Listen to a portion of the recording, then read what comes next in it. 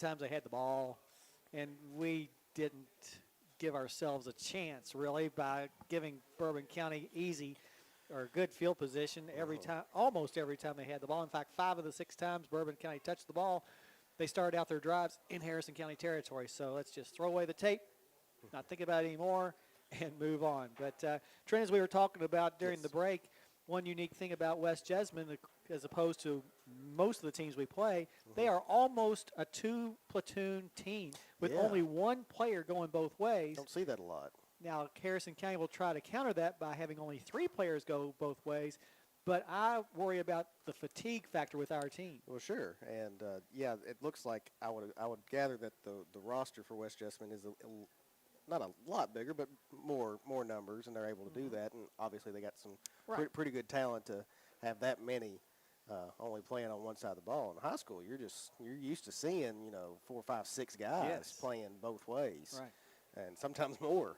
Unfortunately for the kids, but yeah, that was interesting. And another interesting thing, I may be jumping ahead on you, but I believe they do 50-50 run pass, right? Yes. Yeah. So that's also pretty not very common, I don't think. Right. Usually they have a passing game or a rushing game, and not usually one that has both. But when you consider that their best player, Jacob Jones, is their quarterback, then you start thinking, well, he's going to handle the ball every time, obviously. And if he feels like it's time to run, he's going to take off. Yeah.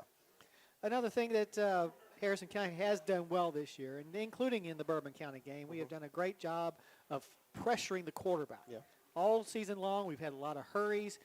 We've had 9 sacks through our first 3 games, which is phenomenal. In fact, that's 4th best in Class 4A.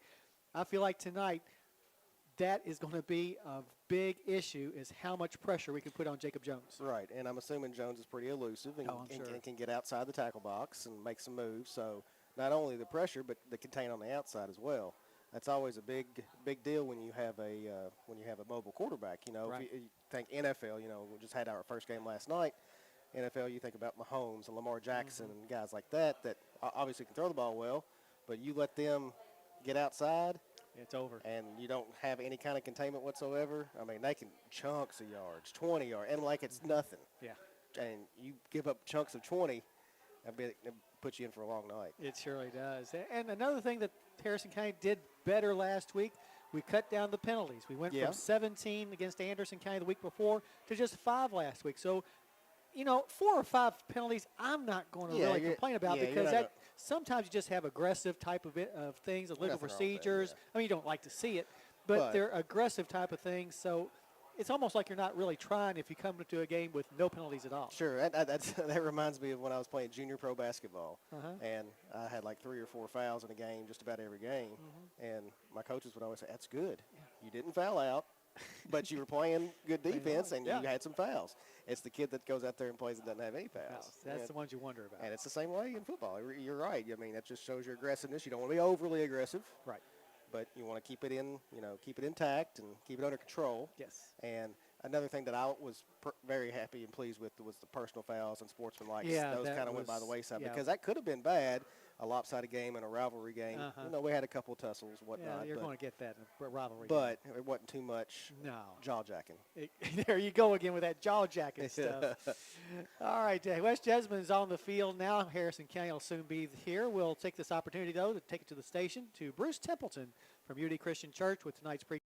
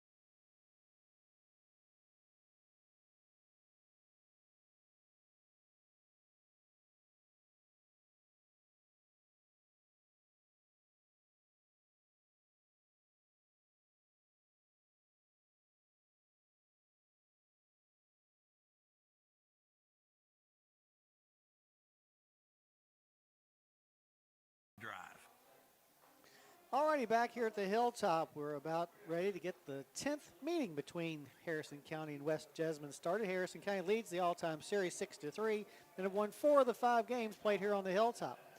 Coach Graham, since he's been the coach at Harrison County, a perfect 5-0 record against the Colts.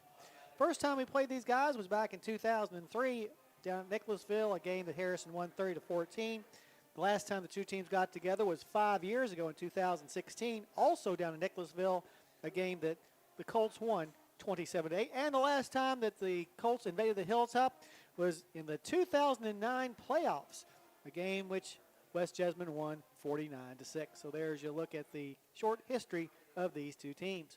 Well, I think we got time for one more break, so we'll take it back to the station and then come back for the kickoff of tonight's game between Harrison County and West Jessamine. You're listening to Thoroughbred Football on WCYN Sports. Feed your farm.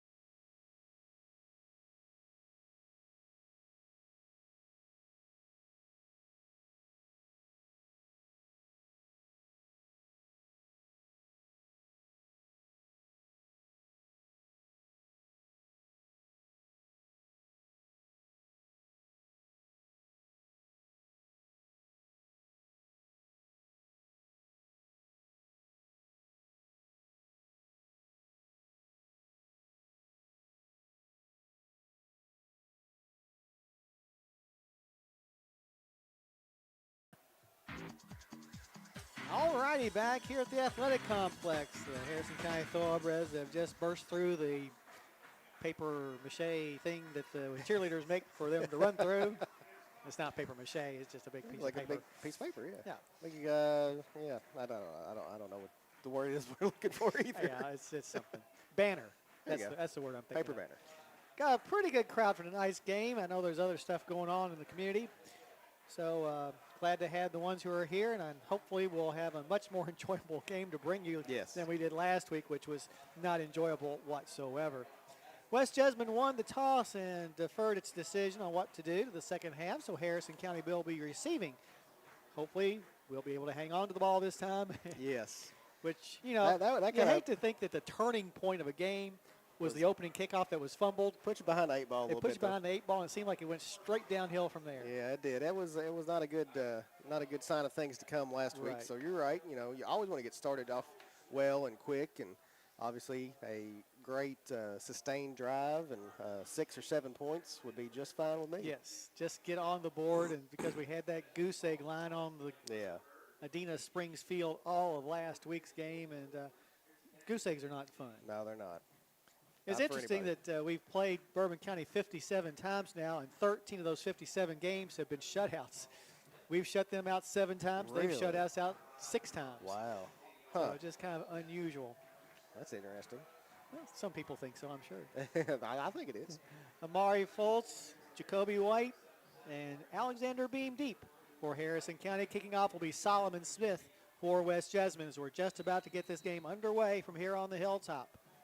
Game time temperature probably around 70 degrees. Smith approaches the ball. His kickoff is on the way. It's going to be a bouncer. Picked up at about the 28-yard line by one of our upbacks. Taylor Conway. So Taylor Conway with a pretty nice return. And more importantly, held on to the ball. So the Thoroughbreds will start out their first series. Do we have a flag?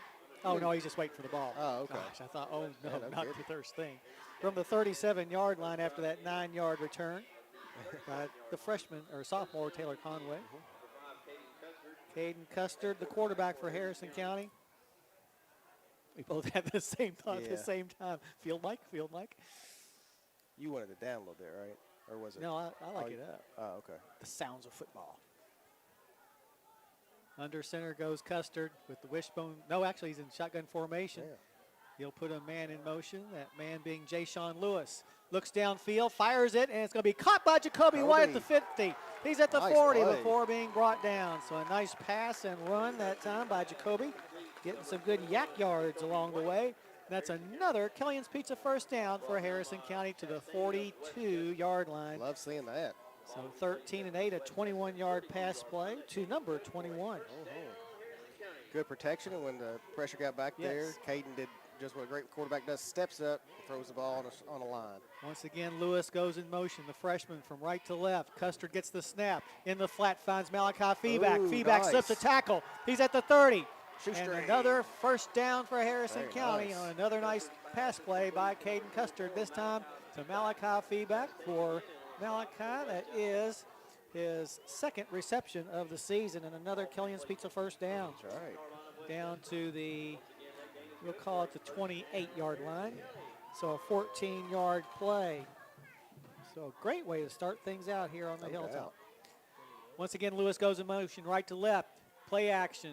Now Custard tucks it under and tries to find something in the middle, but coming up on him very quickly was number 42, Nathan Cole, on Custard's first run. Custard, Harrison County's leading rusher on the year, averaging 58 yards per game. He gets it down to the 31, though. Actually goes backwards to the 31, I should say. And this will bring up second down and 13. And Trent, this was a situation we were faced with often last week. Just about every drive, it seemed Yeah, like. second and long. Lined up wide to the near side, which is the wide side of the field, will be Jacoby White. Custard this time will put Feeback in motion. Goes back to pass, looks down the field, and coming in to bring him down is Jake Collins, although Custard dragged him about 5 yards before he finally got planted into the field here. Yeah, Custard carried Collins there. Yeah, to the 27, so a 4-yard gain on the play. However, it does bring up third down and 9 yards to go. The Breads on third down this year have only been successful 30% of the time. Gotta get that number up. Yeah. It's always an important stat. J.D. Tucker in the backfield along with Feeback. Custard in between them in shotgun formation. Ball's on the far hash mark. He'll put Feeback in motion right to left. Custard rolls left looking for someone downfield. Fires it. White has a step on his man. Reaches up but cannot make the grab. That would have been a tough grab. Nice defense by Elijah Nickel to keep Feeback or White from seeing it clearly. Yeah, that was a really nice pass, and it was right on target, but like you said, good defense in the secondary there. So fourth down coming up and 9 for the Breads from the 27-yard line. It'd be about a 44-yard field goal, but it looks like Harrison County is going to go for it on fourth down this year. The Breads, 5 out of 10, 50%. Flip a corner. White lines up once again wide to the near side, and once again it's Nickel that's going to be face guarding him. Feeback goes in motion into the slot. Snap back to Custard, looking downfield. Chased out of the pocket, scrambling to the left side, and now is going to be sacked. Nobody open. By Jake Collins. So good defense in the backfield by West Jessamine, keeping all our guys covered up to where Custard had nowhere to go. And that sack will take the ball all the way back to the 36. So a 9-yard loss on the play. So a drive that started out very promising with back-to-back 10-plus yard pass plays ends with Harrison County giving the ball back on downs.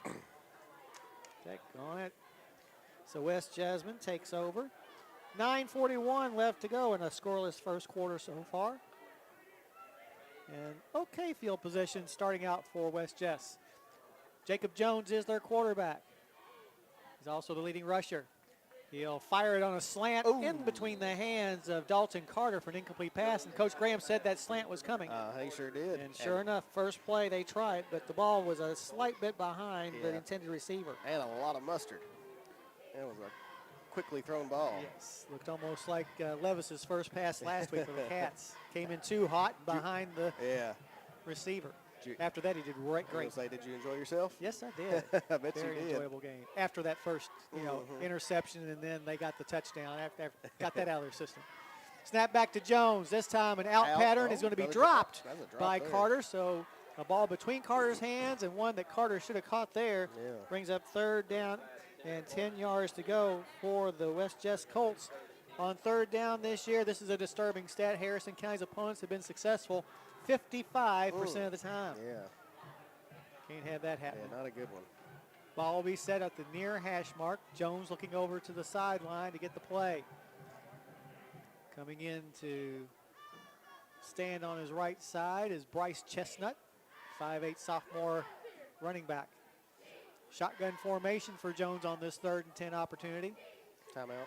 And now No? Oh, I thought he was calling Jones for a timeout. calls the play as he backs off of the center. Looks over to the sideline. And now the snap is back to Jones. Looks downfield, fires. Oh no, Carter's wide open, and the ball is overthrown. Thank goodness. He had gotten about 5 steps on Damon LaRue, but the ball was way overthrown, and that'll bring up 4th down and a punting situation for the Colts. Good defense by Harrison County. Well, there you go. I think I think their plan was to get the ball in the air. Yeah. Thankfully, one drop and Yeah. one behind and one overthrow. Jones coming into tonight's game an even 50% as far as passing completion wise, 25 out of 50. He's now 25 out of 53. Coming into punt will be Dalton Carter, back deep for Harrison County. Malachi Feeback. That's a good punt. It's a good punt. Malachi catches it at the 31 and drops it. Ball still loose, and I think Malachi Feeback went back and got it at about the 20. Gosh, you're scaring me, people. 25 ended up Punt getting it. will be downed. Michael Watts, thankfully, got on that Oh, one. 25 got the ball. Yeah. Yeah, good job, Mike Wallace. You know, with the pressure coming down like that, of course, Sean Espinola was famous for doing that, scaring me to death when he was playing for us. And he might be somebody standing looking at him in the eyes, and Sean would still try to catch it and Heck run with yeah. it. One guy I know that has no fear. Yeah. Wish he had more fear. No, he did fine. He may not have ever fumbled. I don't remember. In any case, 9:19 left to go in the first quarter. Harrison County at their own 20-yard line on their second possession of the night. Custer will be in shotgun formation with J.D. Tucker on his left side and Malachi Feeback on his right side. This time we put Lewis in motion right to left. Snap is back to Caden. Looking downfield. Scrambles out of the pocket. Tucks it under. Comes to the near sideline and will be chased out of bounds at 26, 27-yard line, somewhere around there. I think your 27 is a good guess, I think. See the mark, and yeah, we'll call it 27. So 7-yard gain on the play. Brings up 2nd down and 3. I like 2nd and 3. Yeah. 2nd and 2, 2nd and 1. Yeah, There's the a lot best of when you opportunities. got the playbook wide open. Harrison County moved the ball well in their first possession, but things kind of stalled out after they got down to about the 36. Custer will go under center this time with Feeback and Tucker First time behind this him. game. Yeah. Ball's on the near hash mark, and now we got movement that was on a the jump. thoroughbreds. Yep, that was a jump. So the first penalty of the night against our guys. Pushes the ball back to the 22. So instead of 2nd and 3, now it's 2nd and 8, which is not near as optimal. Gee. Are you in need of a real estate, operating, or equipment loan? Call Michael Furnish with Farm Credit Mid-America at 859-254-2741 and learn how he can help you. Appreciate it, Mike. Absolutely. Custer goes back into shotgun formation. This time puts Feeback in motion. Snap is back. Looking downfield. Custer looking. Takes off. We got a flag, and that's going to be holding. Yeah, it's gonna be As a hold. Custer will be tackled at about the 27, but definite holding that time on the thoroughbreds. I love trying to keep your quarterback upright, but when you do too much holding, the old penalty. Official looking over to the Asking if they West want to Chest accept it. sideline to see if they want to accept the play or the penalty. And they are going to accept the holding penalty, yes. So back-to-back penalties on the thoroughbreds. And that's a spot foul, which will put us back at around the 8-9 yard line, somewhere around there. Let's see where they put it exactly. So we're going in the wrong direction. Ball will be set down at the 9. So on a drive that began at the 20 is now 11 yards behind that original line of scrimmage. Brings up 2nd down and 21 to go. Custer now standing very near his goal line, empty backfield, and now I think West Jessamine just saw it, and Harrison County did too. We'll call a timeout. 9:02 left to go in the first. There is no score. You're listening to Thoroughbred Football on WC.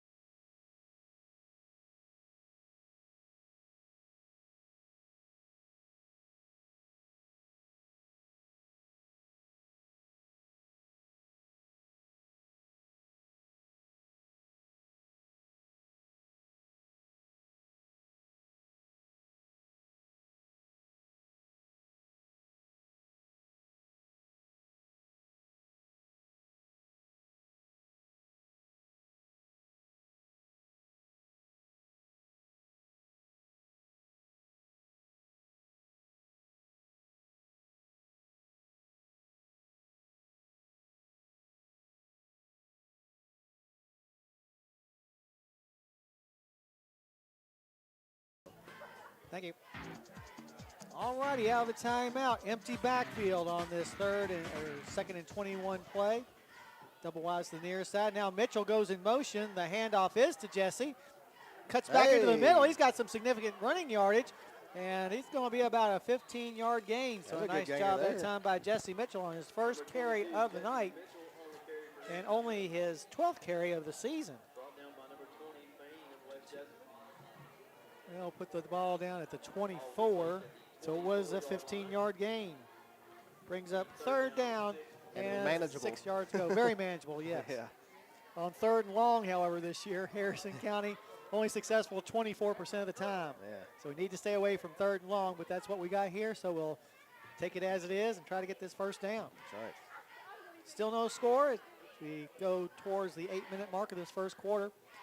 Custard once again, empty backfield in shotgun formation, ball in the middle of the field. Mitchell goes in motion once again. This time Custard keeps it on his own, trying to get out of the pocket, but there are too many Colts around him, and he is chased down for the sack. Second sack of the game by the Colts, as our offensive line just did not do a very good job of protecting at all.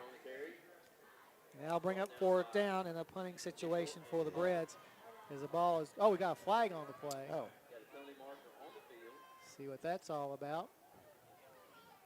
Caden got to the 18, or was stopped at the 18, I should say, after a 6-yard loss. Official still discussing it out at midfield. Trying to decipher what it is. And now finally we got a face mask against West Jess. Oh. So good. And that should be a first down. I think so. So -6 on the play. And first penalty of the night on West Jessamine. Yeah, where he's walking from, that's going to be a first. 5-yard face mask. Not Incidental. 15. So add 5 yards on. We lost 6 on the play. Yeah. So, okay. But it keeps it third down, so that's the good thing. Ball's at the 24-yard line after that face mask play. Wee man in the backfield. Under center goes Custard. First time we've seen Wee man tonight. He's given the ball and crashes forward and is going to be a slightly bit short of the first down. I think you're right. Looks like the spot's about a yard short. Now, if he got one more step, he'd have had it. But needed 6, and he only got 5 to the 29. So fourth down and 1. And they're staying in. And the Breads appear as though they're going for it. Breads went for fourth down their first possession and failed to get it. Custard gets the snap, dives forward, and I think he's got the first down. Oh, yeah. Nice so play. good job going over the top of Jonathan Graves, who's in at center tonight, and getting another Killian's Pizza first down. A gutsy little call there. Yeah, at the our own 29 this early in the game. See, we tried that last week and got snuffed. And we tried it this game and got snuffed, but this time we made it. Yes. So first and 10 for the Breads. It's a 3-yard gain. 2-yard gain to the 31. Yeah. 7 minutes left to go in the first quarter. Fresh set of downs. Custard once again will be under center with Howard behind him. Custard surveys the Colt defense. Now we'll put Jay-Sean Lewis in motion, right to left. Handoff is going to be to Malachi Feeback, who almost had some long running room, but just tripped up at the last second. He got past that guy. So good run by Feeback. Boy, it's good to have Malachi back. It is. Gets to the 37, so a 6-yard gain on the play. Brings up second down and 4 in what is about to be the 7th play of this drive, which began back at our own 20. In fact, we were shoved all the way back to our 9 because of sacks and such, but now appear to be getting into our groove a little bit. Jacoby White will line up wide to the far side. Ball's in the middle of the field. Jay-Sean Lewis wide out this way. Double tight, double wide formation with Howard in behind Custard along with Feeback. Caden tells Feeback to get on Landon's other side. And now we're ready to go. Lewis in motion left to right. Going back to pass is Custard. Flushed out of the pocket again. Looks downfield, fires it, and Jacoby just barely misses it. Once again, nice coverage by Elijah Nickel, who's been all over our receivers all night long. That was good defense, but man, That was a pretty throw and an almost pretty catch. Yep, it was just a tad bit behind him, Yeah, you're right about that. allowing Nickel to catch up to the ball. Brings up 3rd down and 4. Coming in with the play will be Alexander Beam. Great night for football here on the hilltop. We'll get down to about 50 degrees tonight. Oh, that's the best. Yeah. Get Next that week, we'll chilly head weather. to Irvin to take on the Estill County Engineers. So is it Irvin or Irvine? Irvin. You sure? Yeah, it's California, Irvine, but it's Irvin, Kentucky. We're not going to Ravenna? Yeah, I want to go to Ravenna. go to Ravenna, the sunshine spot of the state. Going under center is Custard. Lewis in motion left to right. Custard hands the ball off, this time to Jacoby White. Jacoby is stacked up at the line. Shoot. Just could not get anywhere. And he'll bring up another 4th down opportunity for the Thoroughbreds. Yeah, this was a But little once too again long. in punting field position, as we're only at our own 37 after no gain was made on that run by Jacoby White. White will be in punt formation. Back deep is Jaden Miller for West Jessamine, 5'9" senior, who also is their strong safety. 5:12 on the clock. Still no score here on the hilltop. Snap back to White. This punt is going to be Nice. a very good one, end over end. And it's going to bounce backwards, but out of bounds. And they'll say that it went out of bounds 36. at the 36. Yes, you are correct. So the 36 is where the Colts will start off their second drive. In fact, their first drive, they began at the 36. With 4:58 on the clock this time around. West Jess their first time, 3 incomplete passes, and that was it. Beast Pizza, subs, salads, and a whole lot more. All at Snappy Tomato Pizza. Call 235-7627 right now. That's 235. Snap. There you go. All over that one. You were. I was in my You're like a stance. snake, just ready to strike. Ready to pounce. There you go, like a boa constrictor. Shotgun formation for Jones. Ball's on the near hash mark. He will hand the ball off, this time to Chestnut. There you go. Chestnut is going to be stacked play. up and taken down by Harrison County's Paul Robert Copes. Good So play. good job by Copes on that tackle of Chestnut, who, they're going to give him a yard, forward progress. 2nd down and 9 yards to go. Coming in for this next play will be Isaac Maynard. Coming out, James Hatfield. As the quarterback Jones relays the play call to his offensive line and also to his running back Chestnut. Snap back to Jones, going back to pass in the flat, finds Chestnut, and he drops the ball. Another drop ball by a West Jessamine receiver. I think that drop had a little bit to do with a hit. Maybe the anticipation of a hit. Maybe the anticipation of the hit. Yeah. So that'll bring up 3rd down and 9 yards to go. On 3rd and long this year, our opponents have been successful 47% of the time, which is a little high for 3rd and long. Be that as it may, they'll be going for it, obviously. Coming into the game will be Damoni Owens. Damoni Owens, 6'5", 228 senior tight end. Ooh, he is a load. That's a big boy. Getting the call from the sideline is Jones. Passes it along to the rest of his teammates, including Chestnut, who is still in the backfield with him. Trips to the far side, which is the wide side of the field. Jones looking downfield, scrambles out as he's being chased. Nice. And a pass intended for Good Chestnut is defense. behind Chestnut, but give all the credit in the world to our defensive line for blitzing in there. Paul Robert Copes once again in on the play, along with Jackson Zink. Good to have Jackson back in the fold. He was missed last week for sure. That'll bring up 4th down and long. And so far, West Jess, who had come into the game averaging nearly 300 yards of total yardage, have 1 yard so far. Coming into punt once again will be Dalton Carter. Back deep, Malachi feedback, as he was the last time. The up back is Solomon Smith, but I don't expect they'll do anything weird here. Snap is back to Carter. End over end kick. Malachi's going to let it go this time as it takes a West Jessamine bounce and roll before finally coming to rest at the 22. Good kick. So, with 3:55 on the clock. Still here in the first quarter. Harrison County will take over with their third possession of the night. They've moved the ball pretty well, but have yet to get a score, although they do have 3 first downs so far. Mind you to join us in the morning for our Let's Talk Sports program, which will begin at 8 o'clock. The bottom line guys, will they be in studio? Myself and Mike. Where's Eric? Eric has to work. Okay, well, that's a good excuse. They make him do work on Saturdays too much. And then, of course, our roundtable program with Coach Graham after that. Yes. Custard in shotgun formation. Ball on the far hash mark. Lewis goes in motion right to left. Snap is back to Caden. Looks downfield. Nice. Finds Jacoby White for a short gain, but there's going to be lots of yak yards as Jacoby broke away from his defender. He's got it. He's at the 20, He's got it. the 10, the 5, and Nice. a touchdown Way to go, for Jacoby White.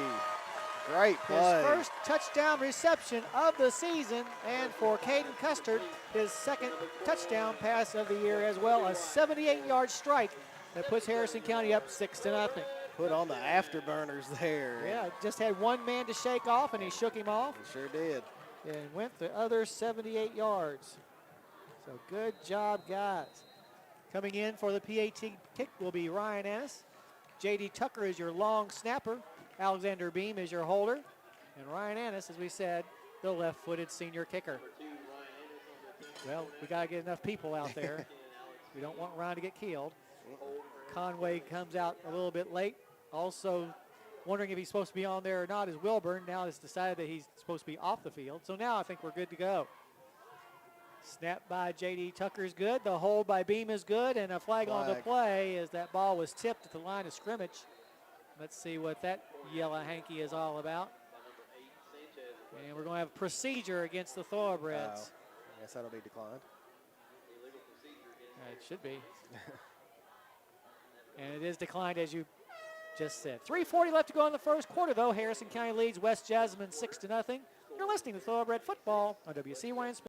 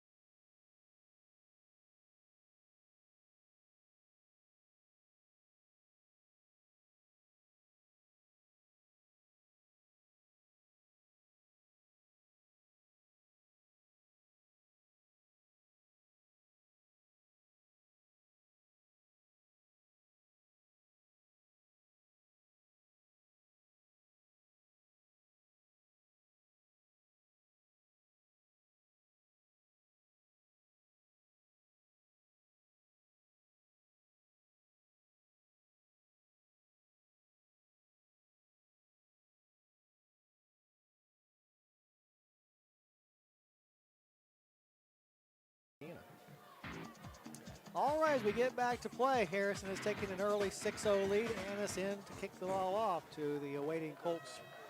This kick is a good one, and it's going to be taken at about Right the at the 10-yard line by number 20, I think. Yes, number 20. That's Ian Fain. Ian Fain. So Ian Fain with a nice return. So I feel like I it's recognize that name. Ian Fain. For some reason. He's their second leading tackler. Huh. I don't know. But I don't know otherwise how you would know Ian Fain. I don't. Ball will be set at the 34-yard line. So where West Jess started their previous 2 drives at the 36, this time 2 yards further back than that. 24-yard return on that kickoff. 1st and 10 for West Jess. Ball's going to be on the far hash mark. Double wides this side. Jones awaiting the snap. Here it comes, and the ball's going to be given to Chestnut, who finds some open running room up the middle and has a first down near midfield. Number 4, Chestnut on the carry. Chestnut at only 5'8", a little bit hard to find behind their big line. And by the time you find him, it's almost too late. We weren't going to hold them to 1 all night, but you don't want those big chunkers. 13 yards on the gain. Another 1st and 10 for West Jessamine. In fact, that was their first down of the night. Clock just passed 3.5 minutes in this first quarter. Harrison leading 6-0 on the 78-yard touchdown pass from Custard to White. Snap back to Jones. He'll give the ball to Chestnut again, finding some running room on the left side. Now goes near the far sideline where he's taken down by Caden Custard. Chestnut on the So carry. a nice West Jessamine, brought down by tackle by Caden, who led the team in tackles last week. But we're not going to talk about that game anymore. They'll put the ball down to 39. So, let's see, 39, that's 11 and 3, a 14-yard gain on the play. 13 and 14. Yeah. Back to back. Back-to-back first down runs for West Jess as they try to make up the 6-point deficit. This time to give us to Chestnut again, goes straight up the middle, and once again has some good running room. In fact, there was a good push by the Colts offensive line to give him some room before he even met a defender for Harrison County. So we'll have to stop that too. Ball will be placed down to 33, so a 6-yard gain on the play. Second down and 4. Snap back to Jones. This time a pass in the flat. Picked up by Carter this time. Slips a couple of tackles, and we'll have enough for the first down inside the 20. So the first time that Carter's actually caught a pass tonight after had a couple bounce off of him. Jacoby White in there for the tackle for the Thoroughbreds. And they'll put it right at the, What do you call that? we'll call it the 20. Okay. So a 13-yard pass play to the 20 for another first down for the Colts on the move. Snap back to Jones this time. He takes it on his own up the middle and once again has some running room before he even hits the line. Yeah, line's definitely getting a good push on this drive. Jackson Zink in there for the tackle. As the ball will now be placed down at the 12 after an 8-yard gain. Second down and 2 yards to go. 1:36 left to go in the first quarter. Chestnut in behind the quarterback Jones. Jones, though, will hand it off to Chestnut, who finds that same hole on the left side. They're really exploiting that B gap. Coming in for the tackle that time was Jordan Pearson. First time we called Jordan's name tonight. But it's going to be enough for a first down. So first and goal for the Colts from the 6-yard line after that 6-yard run. Give this time to Chestnut again, and he bowls his way towards the goal line. And did he get in? Yes, he did. So the Colts have tied the game on the touchdown run by Chestnut. For Chestnut, that is only his second rushing touchdown of the season.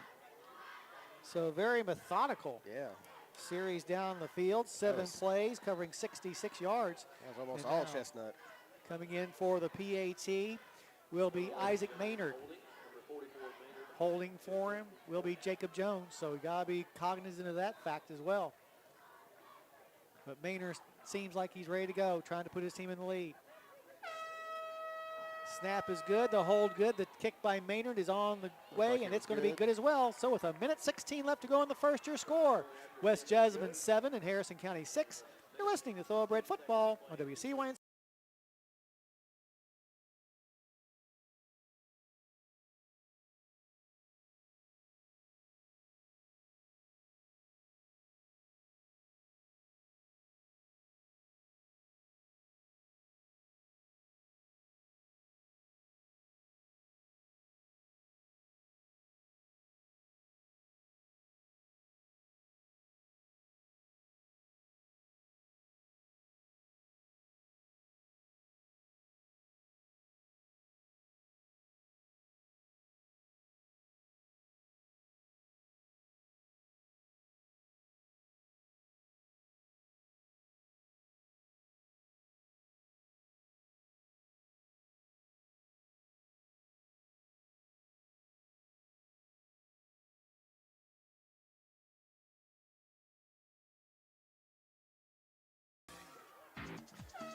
All right, we get back to play. Harrison down by a point. The kickoff by Solomon Smith is on its way and will be taken at about the 18-yard line by Jacoby White. So Jacoby slipping tackles, trying to get to the opposite sideline, and he'll get to about the 33 before a couple of Colts come and bring him down rather Jacoby rudely. still might be tired. He may be. He's had a lot to do tonight. Yes, he has. So down 7-6 with a $1.05 left to go in the first quarter. Harrison County, as we said, takes over at the 33-yard line. Down 15-yard return that time by White. Custard gets the play from the sideline, looks at his wrist to see what that play entails, and relays on to the rest of his teammate. Long huddle before the guys break. Jay-Sean Lewis getting his first varsity start tonight will line up on the far side, which is the wide side of the field. J.D. Tucker, along with Malachi Feeback, in behind Custard, who goes under center. Jonathan Graves at center tonight. Handoff is going to be to Feeback. Feeback trying to get to the outside. He's going to be taken down for a loss. Yeah, too much east. Yep. How do you determine if it's east or west? I just know the east side's that way. Oh, okay. And west side's back behind us. There you go. I say east and west and cover all the bases. That's a 5-yard loss by Feeback to the 28. Bring up second down and 15, something we said we didn't want to do a whole lot of. 39 seconds left to go in the first quarter. This Maryville may be the final play of the first period. More than likely. Spread's taking their time getting to the line, which is going to be over on the far hash mark. This time Lewis will line up wide to the near side, which is the wide side of the field. Custard looks over the West Jessamine defense. Now goes back to pass, rolls out as here comes the pressure again, and he's going to be sacked inside the 15. A little stumble there too, I think. And that will bring us to the end of the first quarter of play with your score, West Jessamine 7 and Harrison County 6. You're listening to Thoroughbred Football on WCYN Sports.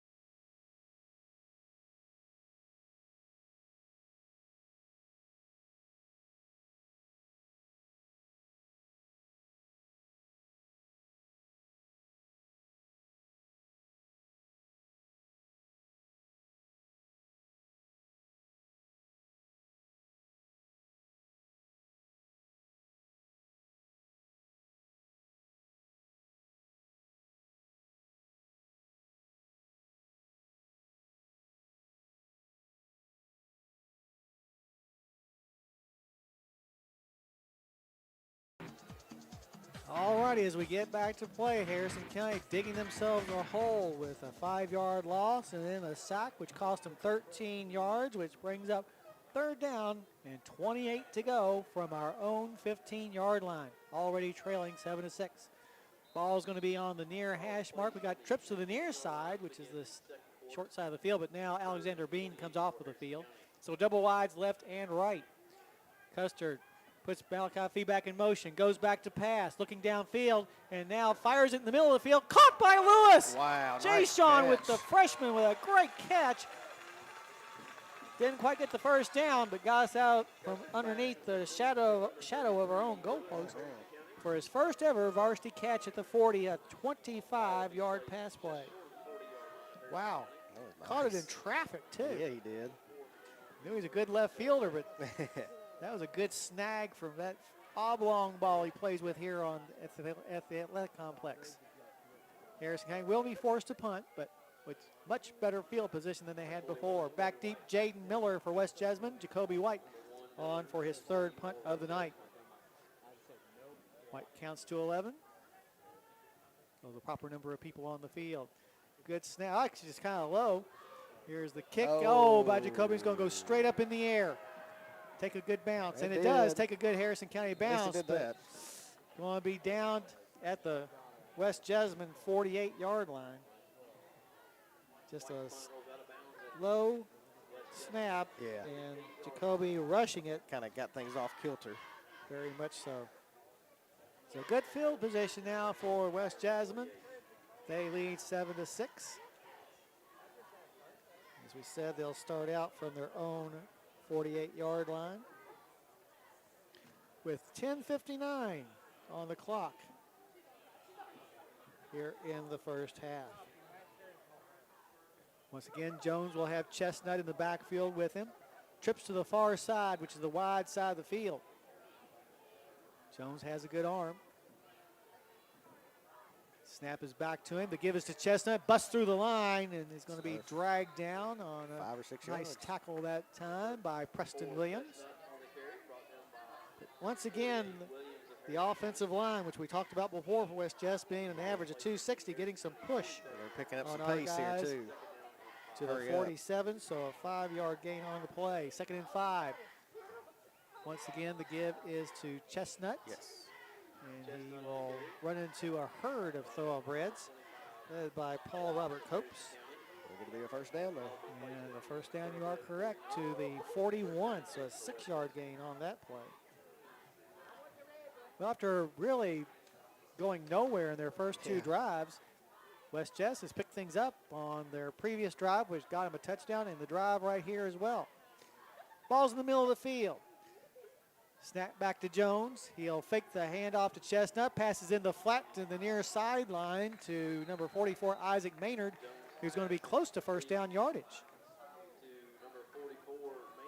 One of the few passes we've seen from Jones tonight. And we're going to have a timeout by Harrison. 10:07 left to go in the first half. Your score, West Jasmine 7 and Harrison County 6. You're listening to Thoroughbred Football on WCYN.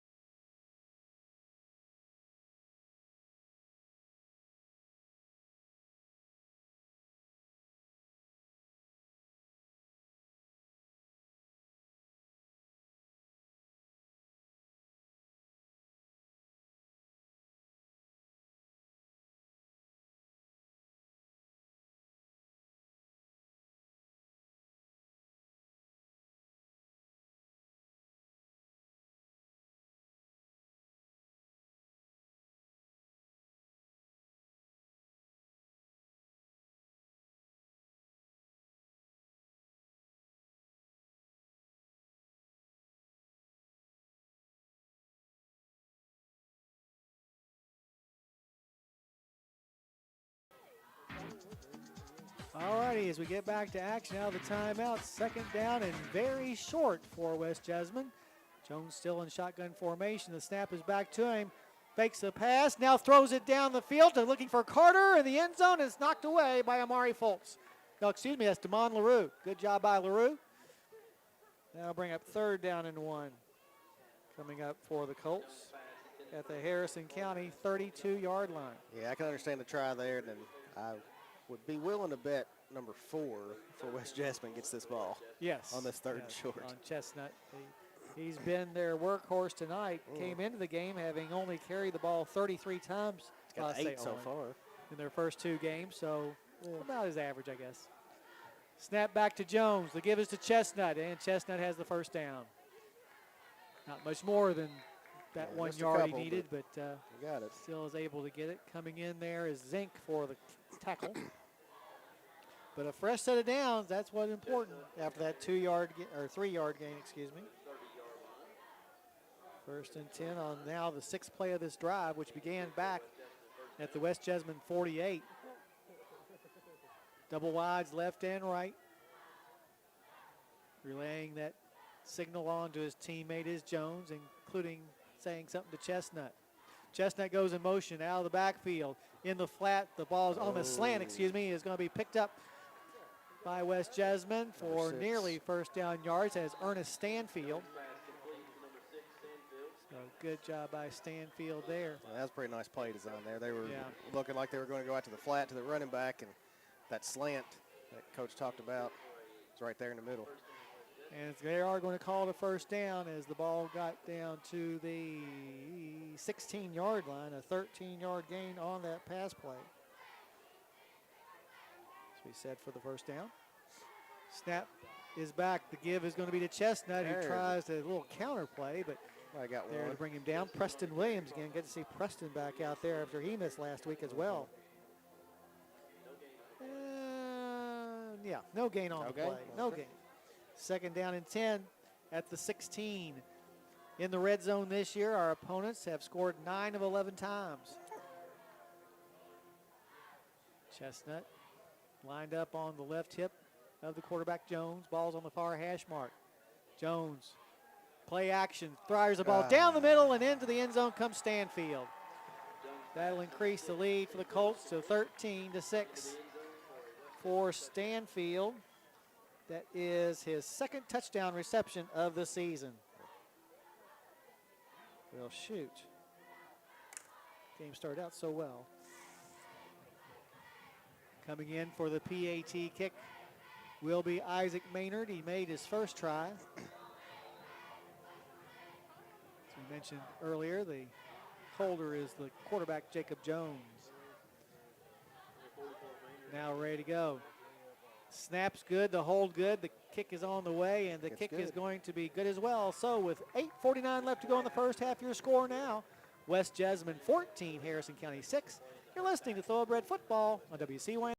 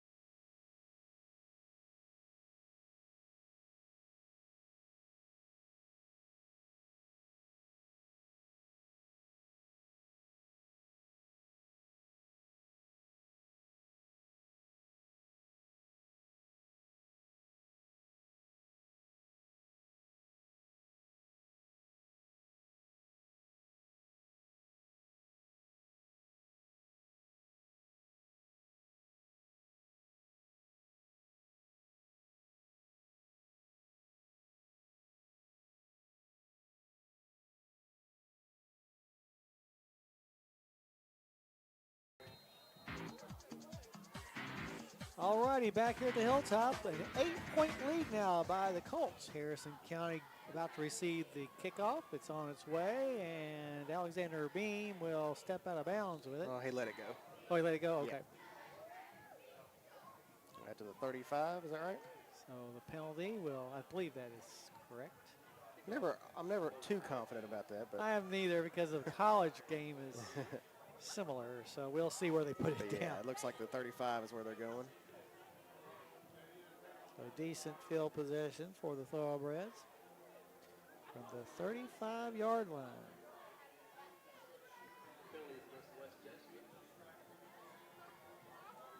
Dan Furnish with Harrison County Farm Bureau can get you covered just like an All-American quarterback. Call 234-4514 to talk to Dan. Appreciate his sponsorship in all sports. Dan is the man. Dan is the man. You can call him about any subject. Yeah, just want chit chat. Anything. Got car trouble. Yeah, Anything. maybe. Say, Dan, I got a transmission problem. Can you take a look at it? He'll talk to you. He'll at least look at it probably. Here's a handoff to J.D. Tucker. That's Tucker's first carry of the night, and he gets little, if any, yardage at all as we got a thoroughbred down That is, can't about tell. a yard. So second down and 9 coming up. Let's see, now Tucker's up. Yeah. So injury on the field. I couldn't see a number. 8.5 left to go here in this first half of play. Harrison trailing 14-6. We invite you to join us at halftime. Go over all the scoring and stats from first half. We'll also take a look at what the other fall sports here at Harrison County are doing, as well as our past and future football opponents here in week number 4 of the KHSAA season. And that is going to be Grayson Wallace, Okay. a right guard who's had injury problems off and on the last couple of years. He's holding up a wrist, maybe. Arm. Yeah, so I don't know if it's shoulder, elbow, Yeah, or could be wrist. shoulder. One of those three. Coming out to help him out, Jackson Hopkins, who will actually, I think, be going in for him. Looks like it, yep. He might got a stinger. Might gotten on that funny bone. Yeah, And when you get hit, there's nothing funny about it. yeah. But yeah, Looks just like trying trying to to shake it a shake little. it off. He gave the thumbs up to somebody. Yeah. I think he gave the thumbs up to Donald Ritchie. Donald always on the spot, That's right. where the action is. Brad's on the near sideline, huddling up. Let Killian's Pizza tackle your hunger like the Breads tackle the competition.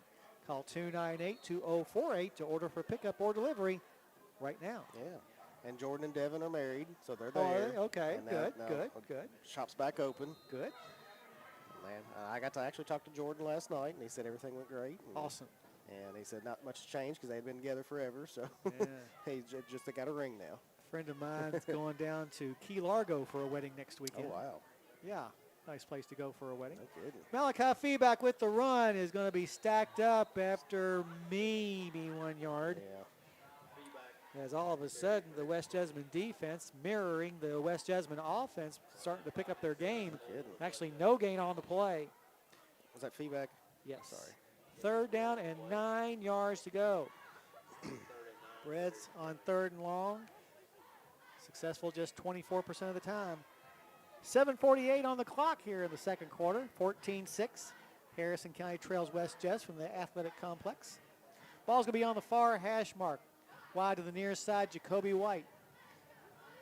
Faced up by Will Sanchez this time around. Going back to pass is Custard as he has to roll out of the pocket, being chased, coming towards the near sideline, lets it go, and the ball is going to be over Jacoby White's head, and it was going to be out of bounds as well. Yeah, just ran out of room. That will bring up 4th down and 9 as that pass rush is really affecting Custard. Yeah. As he's had no time to set his feet and throw a pass except for that one to Jacoby White for the touchdown. Yeah, the first few, he had some protection, and then when they got back there, he was able to step up. Ever since, he's been having to roll out and get away, and then look downfield. Jaden Miller deep for West Jessamine on this punt attempt by Jacoby White. Last time Jacoby punted it pretty much straight up in the air. Now making sure they're 11 on the field. And now we're ready to go. West Jess will get the ball back, leading 14-6. J.D. Tucker, the long snapper. Snap is a little high, but White able to bring it down, and now we got flags all over the place. Good punt. It's going to be taking a Harrison County roll to the 20. Caught the 20. Yeah, about the 20, 21-yard line. But let's first see what all these handkerchiefs are about. At least 2. Procedure against Harrison County, and if I'm West Jess, I'm saying kick it over again after that. That was a good What one. ended up being a 44-yard punt. So the 44-yard punt goes to naught as they'll back us up 5. But the good thing is that's what our 3rd penalty. Oh, yes, you are correct. That's the 3rd penalty. Okay, so had 5 last week, so kind of on that pace. And I've been keeping track of the yardage. Ah, How about that? good. 20 yards of penalties. 20 yards is not terrible. A hold and a couple of procedures. That's right. So the ball will be backed up. Why do they keep backing up?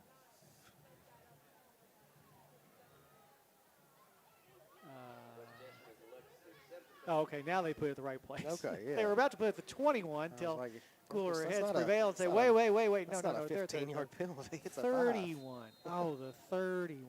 Gotcha. All right, well, let's get another one of those. All right, Good Jaden kicks. Miller once again back deep. Jacoby White, after that 44-yard punt was nullified, will try to do it all over again. Snap is back. White's punt. It's going to be another good one, a wobbly one that will take a Harrison County bounce backwards. Dive on it, Alexander. So the ball will be set down at the 44. So that's a 24-yard difference between the two punts. Yep. Punt to 44. That was just a 25-yard punt. So West Jessamine leading 14-6 with 7:01 left in this first half. Will get the ball at their own 44. Their last drive, which ended up being that 16-yard touchdown pass to Stanfield, started out at the 48. The ball's going to be on the near hash mark. Go ahead. Need to force us a turnover. Yes, we That'd do. That'd be a good thing to do right now. But first, a timeout by the Breads. We'll take it as well. 6:58 left to go in the first half. Your score, West Jessamine 14, Harrison County 6. You're listening to Thoroughbred Football on WC1.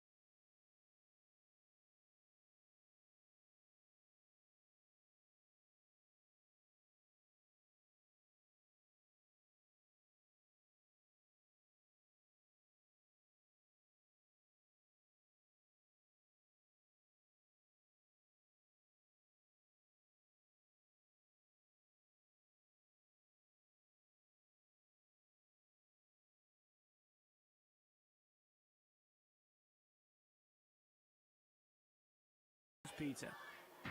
Here's a slant pass to Dalton Carter, who catches it and is going to be brought down from behind by Michael Watts, but still a slant that works as it is Yep. supposed to. You know, Passing a game starting to- perfectly executed slant is impossible to stop Yeah. because your defensive end or linebacker, whoever's on the slanting guy, has no idea what he's going to be doing. So 6, 7, that's an 8-yard gain on that pass play. And who was that to? To number 10, Carter. So brings up second down and a long 2 to go. Coming out wide to the near side is going to be Stanfield, who caught that earlier touchdown pass, his second touchdown reception of the year. Snap is back to Jones, gives the ball to Chestnut, who will have first down yardage. So once again, West Jessamine, offense is rolling. Yes, they are. We'll put it at the 43, so a 5-yard gain on that play. And a fresh set of downs, first and 10. Ball's now going to be on the far hash mark. Double wides this side. Chestnut in the backfield along with Jones. Snap is back, pass into the flat is going to be caught by Stanfield, finds the edge, and will have a first down yardage as he's knocked out of bounds by Alexander Bean, but not before he'll get inside the 30. We're really figuring our defense out, Yep. whatever that figuring might be. Take it down to the 27 after a 16-yard gain on the play. And another first down. Yeah. It's 9. 9 already? Yeah. Wow. And they didn't have any in their first 2 possessions. Right. Snap is back. Pass at the sideline intended for Carter, goes between his hands and out of bounds. Was trying to tightrope that sideline as the ball was a little thrown away from him. Try to do a little toe tapping. Yeah, trying to be an NFL guy. Brings up second down and 10 yards to go. Ball's on the near hash mark. Now Jones is telling Dalton Carter he wants him on the right side as opposed to the left. Carter obliges by lining out wide to that far side. Ball's in the middle of the field. Trips to that far side. Chestnut in the backfield. Snap is back to Jones. The give is to Chestnut. Weaves his way around several thoroughbreds and finally brought down by Jackson Zink, who's been on several tackles tonight. However, the ball will be moved to the 22-yard line after that 5-yard gain, and that'll bring up third down and 5 yards to go. Here's Chestnut. Last carries 5, 5, 0, 4, 5, 6, 5. And this handoff to Chestnut will get him Hey, that's a good one. less than 5 Less yards, than that, which is good. what he needed. As a whole host of thoroughbreds, led by Paul Robert Copes as well as Malachi Brown, brings him down. But I think we're in 4-down territory as he picks up 2 yards on the play to the 20. 4th down and 3. Our opponents this year on 4th down, just 2 out of 6. So we're getting the job done when the opponent rolls the dice. Trips to the far side, the wide side of the field. It's an empty backfield. Single wide out on the near side. The short side is Stanfield. Watch Jones. Jones in shotgun formation. Yep, we talked about it, their leading rusher. He'll take off with the ball as he scrambles out of the pocket. Saw Has a that first down. He's down to the 10 and inside the 10 at about the 9 or 8 for a first down. Michael Watts back there to bring him down, but a good play call out of the empty backfield. And you said he is the leading rusher? Yes. That's only his second carry tonight. Well, they've been so successful Right. at Chestnut, they haven't had to. Ball is at the 9-yard line after that 11-yard scamper. First and goal. Colts already lead 14-6. Hand off to Chestnut on the counter. Finds some running room up the middle, and into the end zone he goes. So Chestnut, Bryce Chestnut, his second touchdown run of the night and his third of the season, this time from 9 yards out. Extends the West Jessamine lead to 20-6. They'll try to make it 21 if Isaac Maynard can make this PAT. Reds at one time led 6-0, but scores on 3 straight possessions by West Jess to put him up by 3. Here's a kick, and it's going to be good. So with 4 minutes exactly on the clock in the first half, your score now, West Jessamine 21, Harrison County 6. You're listening to Thoroughbred Football on WCYN Sports.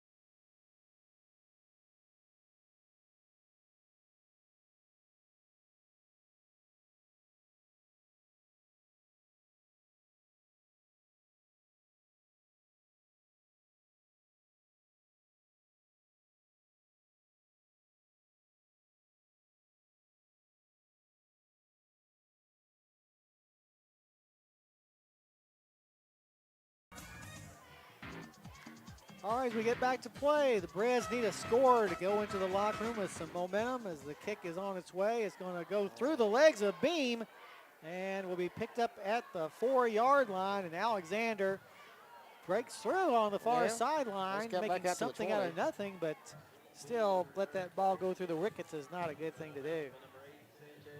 So Harrison County, long way from pay dirt as the ball will be set down at the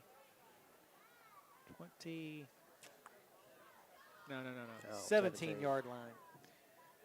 So about a 13-yard return. Reds offense has sputtered after they got that touchdown. So they have gone make that 3 and out in the last 2 possessions. Jacoby White joining the huddle just now as the officials are discussing something. Was there a timeout call? No. Nope. I don't see any flags unless there's an injured player over on the far sideline. But the play there's a 20's walking off. An injured player. Oh, okay. 20. Ian Fain. Ian Fain, yeah, my buddy. Yeah. That I know for some reason. Y'all are tight. Yeah, we're buds. Yeah, Fain limping off. Ian Fain, who is their free safety. Let's see who may come in for him. Looks like he's the corner. Number 2, Desmond Arrington. Desmond Arrington, a 5'10 senior coming in to replace Fain at the free safety. Lewis goes in motion, right to left. Custard in the pocket, looking downfield, chased out of the pocket, and now is going to be sacked. As he's not had enough time to really set and go through his progression. And now we're going to have a timeout by West Jessamine as they want the ball back. 3:32 left to go in this first half. Your score, West Jessamine 21, Harrison County 6. You're listening to Thoroughbred Football on WCYN Sports.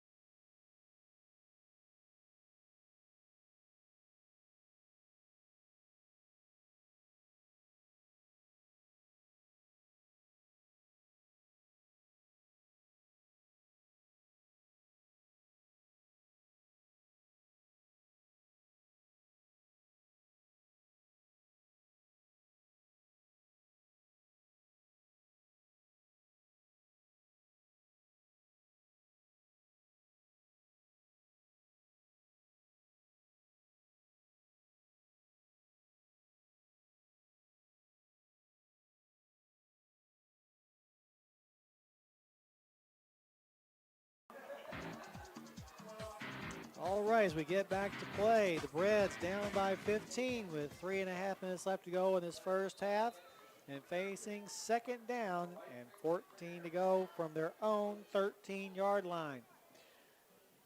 Custard puts Lewis in motion. Lewis going from right to left. Custard hands the ball off to Tucker, I believe. I think And that might he's have going to been be feedback. feedback I think so. taken down at the 16 one way or another. Yeah, feedback with the carry that time. West Jessamine calls a timeout. 3:26 left to go in the first half. 21-6 they lead over Harrison. You're listening to Thoroughbred Football on WC.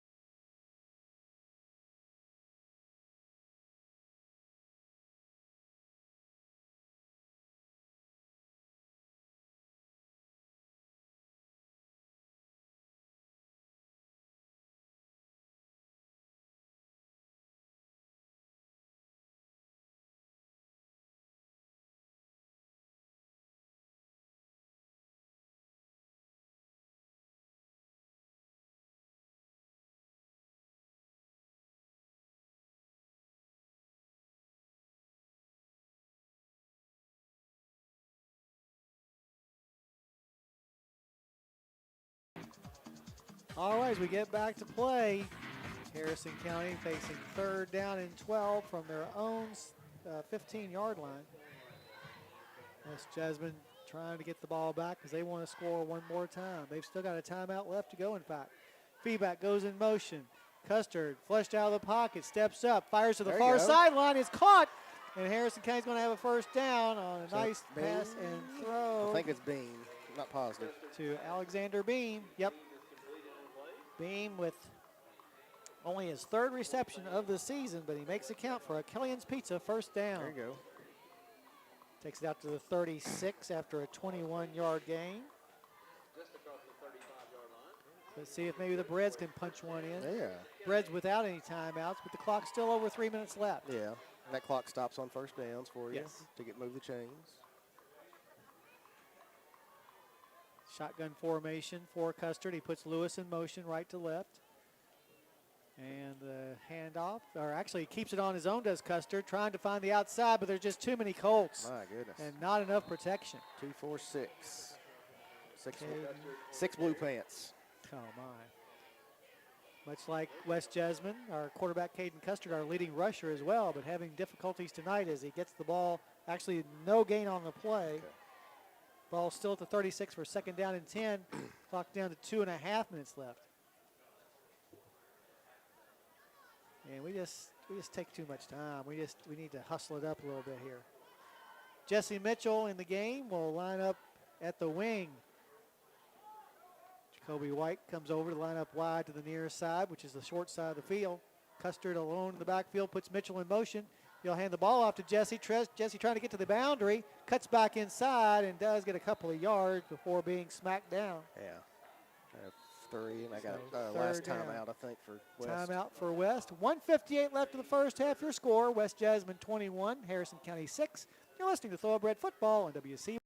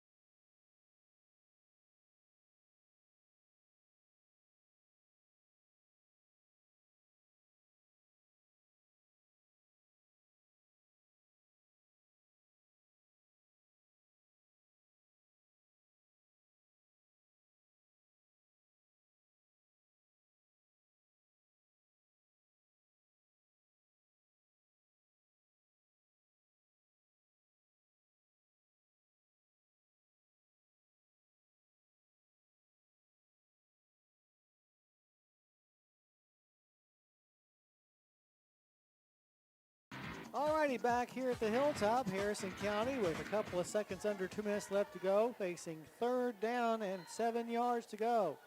Still deep in their own territory. Custer will be all alone in the backfield for this upcoming play. Double wise to the far side, which is the short side of the field. Feedback goes in motion, gets the handoff, cuts back to the inside, now being stretched out towards the sideline. We're going to have a flag on the play, which I think is going to be a face mask. Yeah, I think it might be that incidental one. Yeah, Will Sanchez reaching up and pulling on. Is that Mitchell? That was Mitchell, Yeah, but 22. I call it feedback, was actually Mitchell with the carry. So let's make sure. Yep, face mask against West Jasmine. There was actually no gain on the run, Okay. but And it's a the 5 yard. penalty will move it up 5 to the 44. And now decision time for the Breads because it's 4th and 2. No, they'll stay at 3rd. 3rd. Yeah, Okay. because of the penalty. Yeah, there you go. So up to the 44. 3rd and 2. 3rd down and short for Harrison County. Ball's on the near hash mark. Trips to the far side, which is the wide side of the field. Jay-Sean Lewis, the widest of all. Custard all alone in the backfield. Snap is back a little bit low. Custard picks it up. It's a busted play. There you Caden go. takes off, though, and is going to have enough for the first down as he is pounded as he goes out. So good job by Custard, and a Killian's Pizza first down for the Thoroughbreds. Keeps the drive alive. Smart play. 1:44 left at the 45, so 6 and 5, an 11-yard gain. How many times has Caden bailed us out this year on runs like that? I mean, it's almost getting to where you can't count them on 2 hands. Right. Custard back to pass. Here comes the rush. Custard out of the pocket, over to the far sideline, Oh, slips we a got past tackle, him. goes up the far sideline and out of bounds How did he after get getting a past him? Killian's Pizza first down. My goodness. Good heads-up play, and also stops the clock by getting out of Exactly. bounds. So he did everything right. Check off all the boxes there. To the 34, that's an 11-yard gain. So back-to-back 11-yard gains by Caden. Breads, who looked like they were going to be having to punt, now are within striking distance of the end zone with a minute 35 minute left 35. and a fresh set of downs. Once Make us again, a the whole empty different- backfield. Make us a whole different ball game going Yeah. in 21-13 at half. Oh, yes, it'd be huge, momentum-wise. Mitchell goes in motion. Custard back to pass. Fires it down the near sideline, looking for White, and it's going to be overthrown. Yeah. I'm not sure if Jacoby ever picked that ball up. He may not have. He cut off his pattern, and the ball was good 5 yards over his head. Oh, injured player. Injured player on the field West. after that play. Jake Collins, I think 33. I think that's what number I saw. 33, okay. So Collins, who is a Yeah, linebacker, 33. is down right now. That was away from the play. So I'm not sure if he was in for the rush and maybe got stepped on or sprained an ankle. He's looking at that right Yeah. leg area, whichever it might be. And now is being Getting helped helped up by a couple of assistant coaches. And will go like off he's- under his own power to Yeah. the sideline. So maybe just a real bad sprain Yeah. or a turn of his ankle. He may return. In fact, he's walking well enough to where he'll have to sit out a play, obviously, but he may be back in with the next play after that. 5'10" senior, Jake Collins. So coming up now, 2nd down and 10 for the Thoroughbreds from the West Jasmine 34. For the Thoroughbreds, this is their deepest penetration of the night. Obviously, the touchdown was Right. longer, but that was a 78-yarder. Yeah. So now that the injured player has been taken off the field, we'll get back to play. Reds rushing to the line of scrimmage. So what kind of play we got drawn up here? Alexander Beam will be in the slot on the near side, the wide side of the field, with Jay-Sean Lewis as the wideout. Jacoby White will line up at the wing. Snap back to Custard, rolling right. Looking downfield, fires it down the middle. Oh, and it's over Jay-Sean Ooh, Lewis's shoot. head.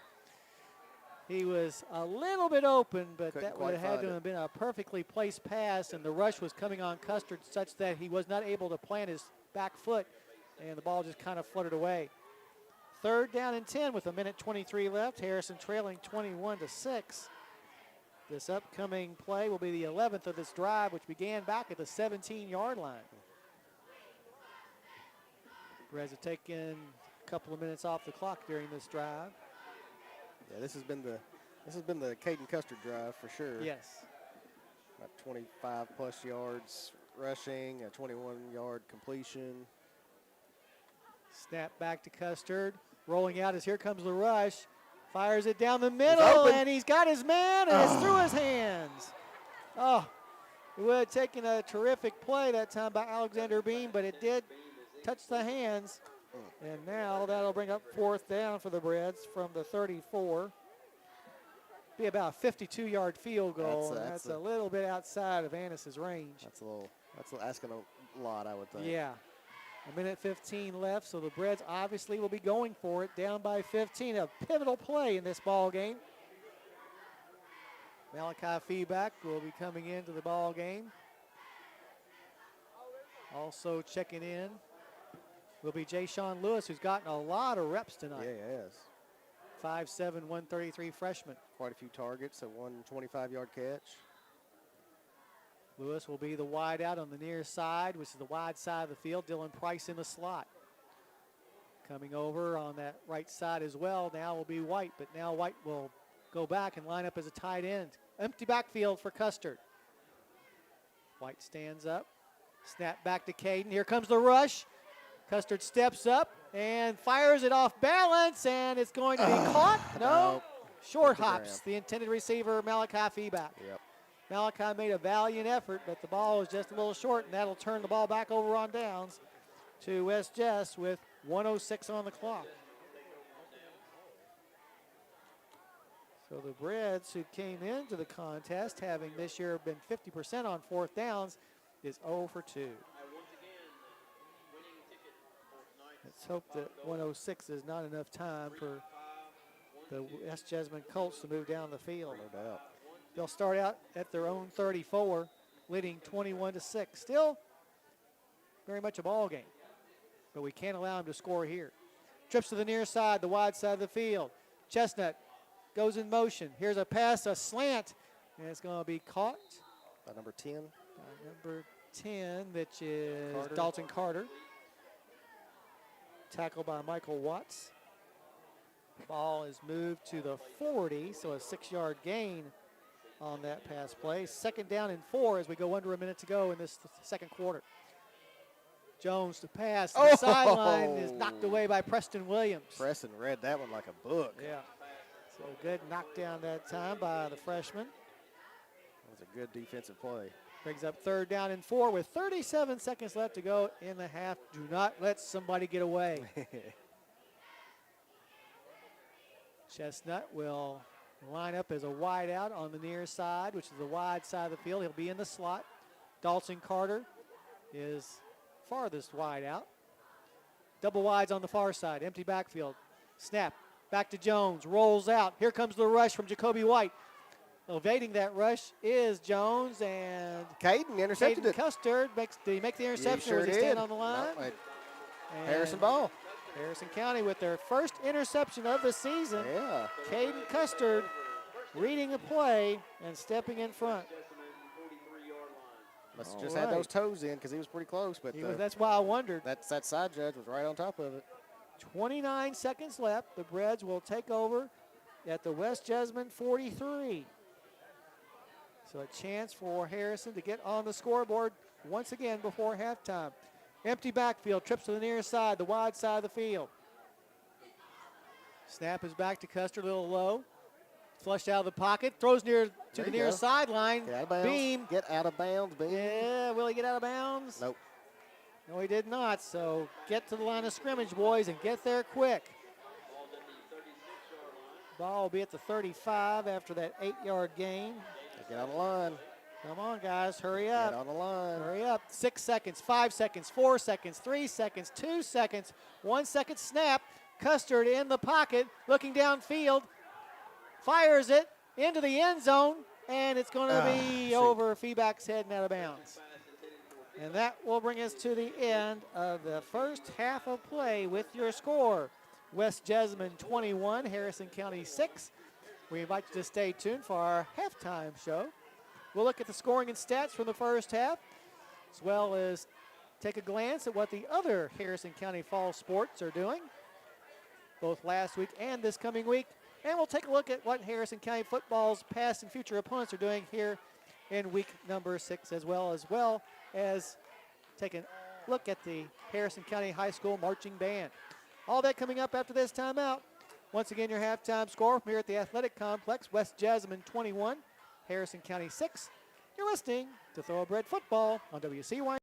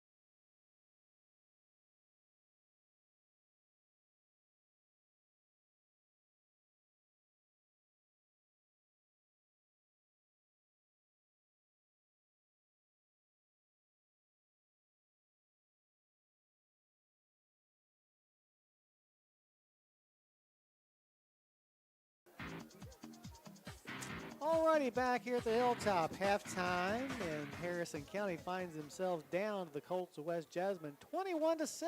It's a game that Harrison County took the lead early, but then saw the Colts come back with 21 unanswered points, and that's how we've gotten our score.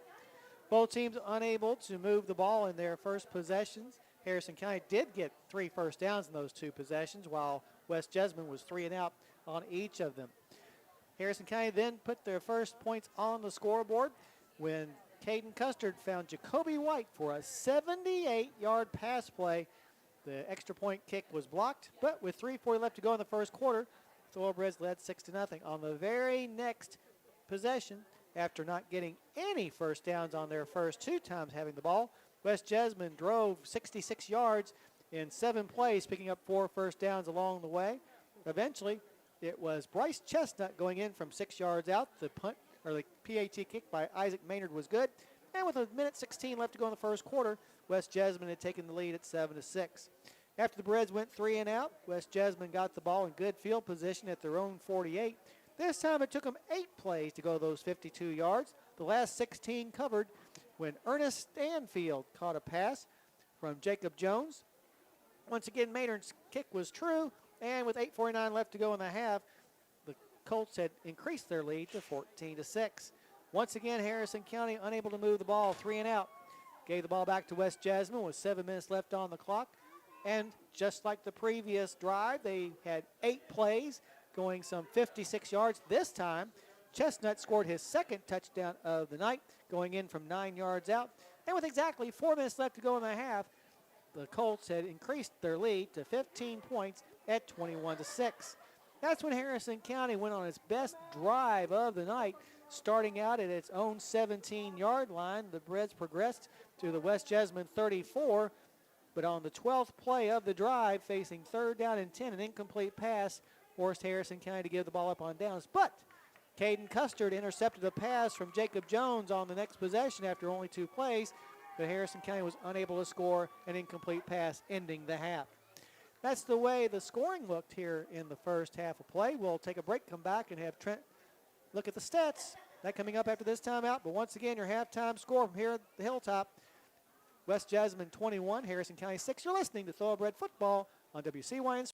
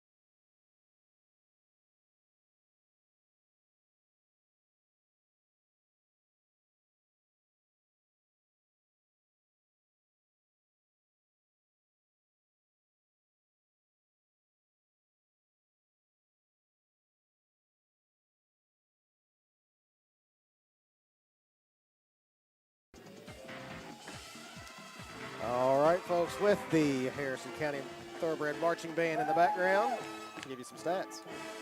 All right, first four. You know what I did? I put Estill County on here. That's next week.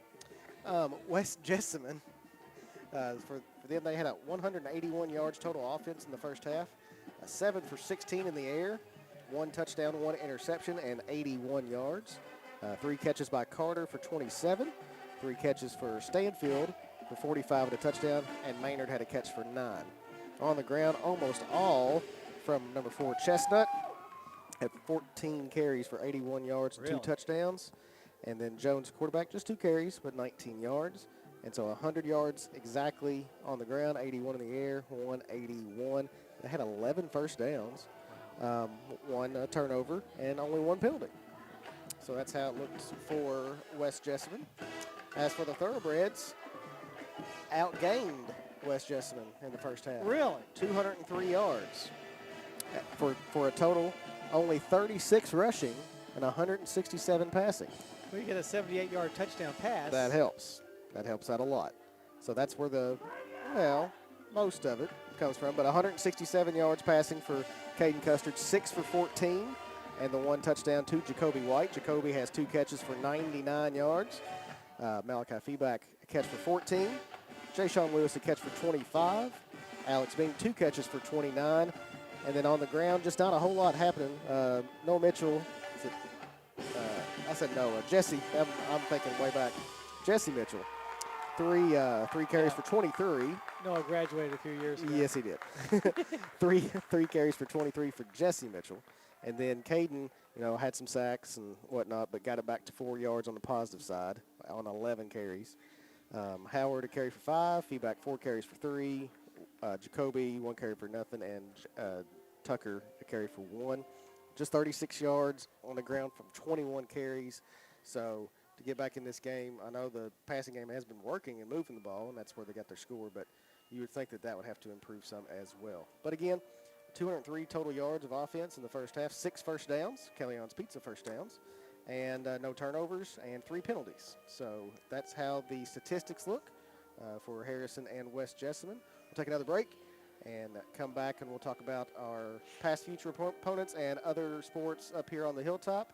You are listening to Harrison County Football on WCYN Sports.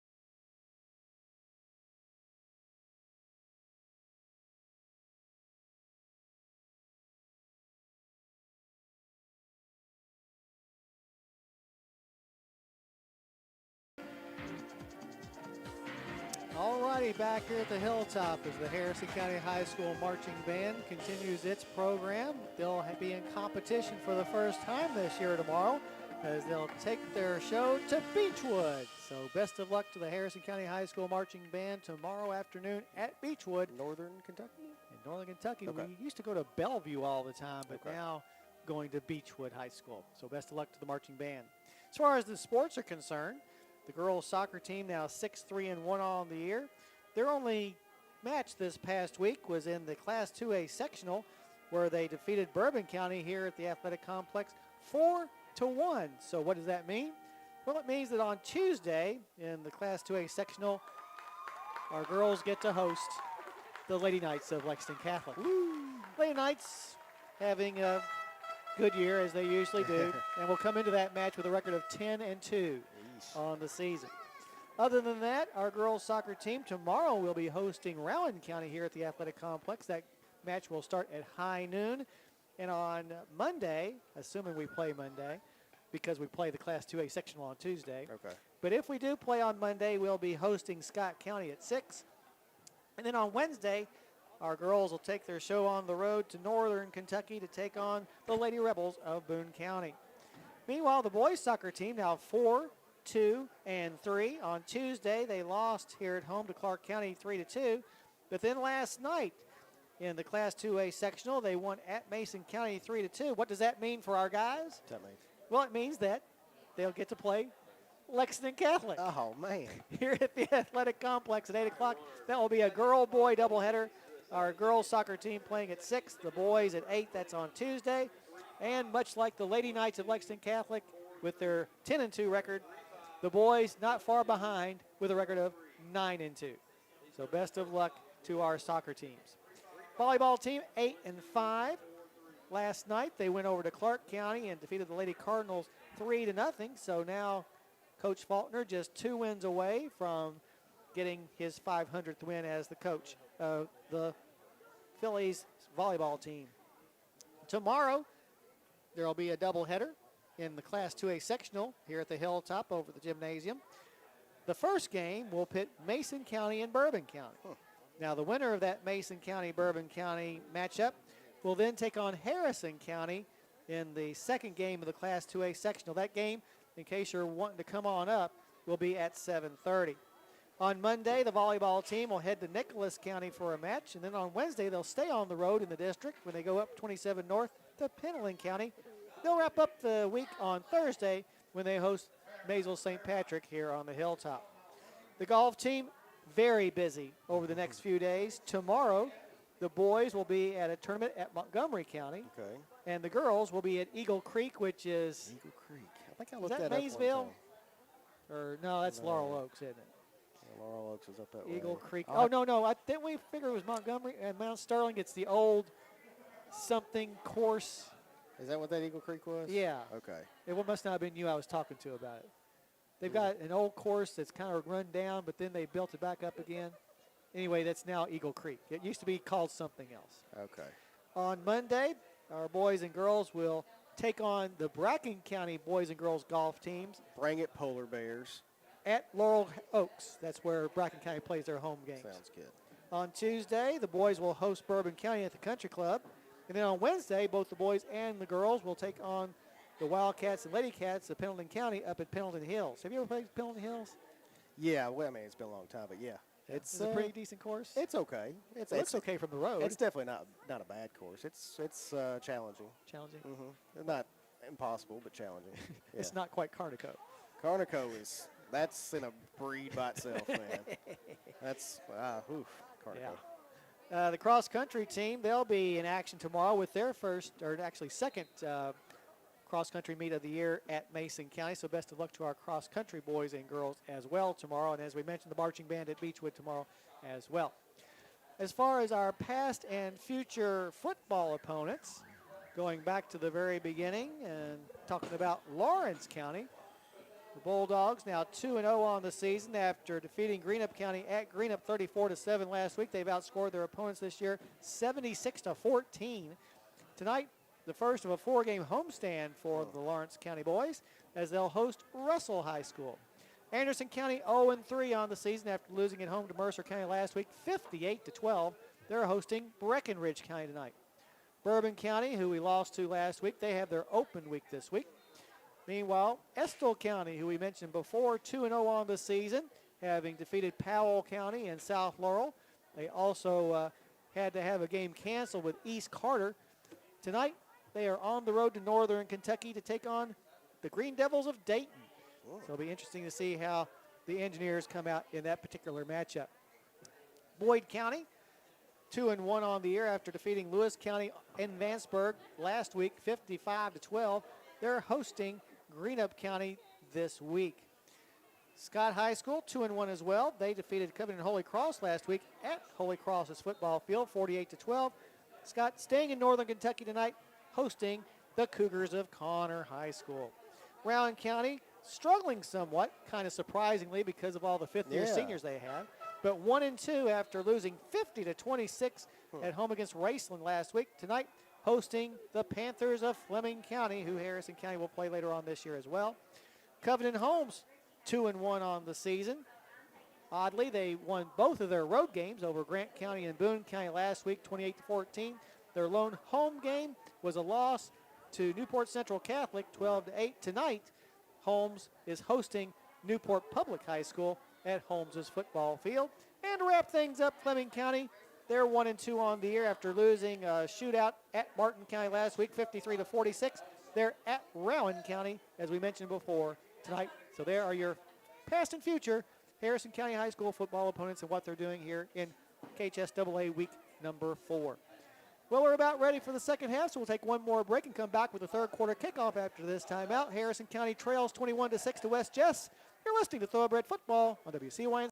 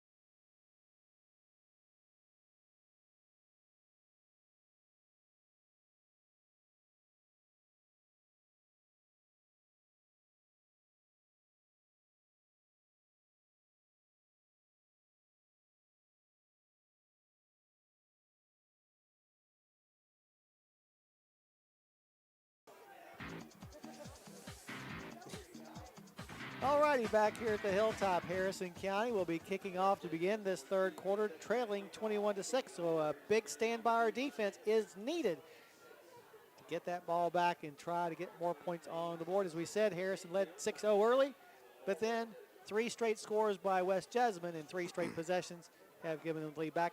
In fact, Harrison County opponents this year have scored in 50% of their possessions. which is not good. I was going to say, wouldn't think that's good, right? No. No. Annis approaches the ball, and his kick is on the way, and it's going to be picked up at about the 8-yard line by West Jessamine, and their man finds the far sideline. There's a flag on the play, thank God, as the runner gets about to the Harrison County 43. Hey, you want to know who was in? Who was that? Number 8 on attack.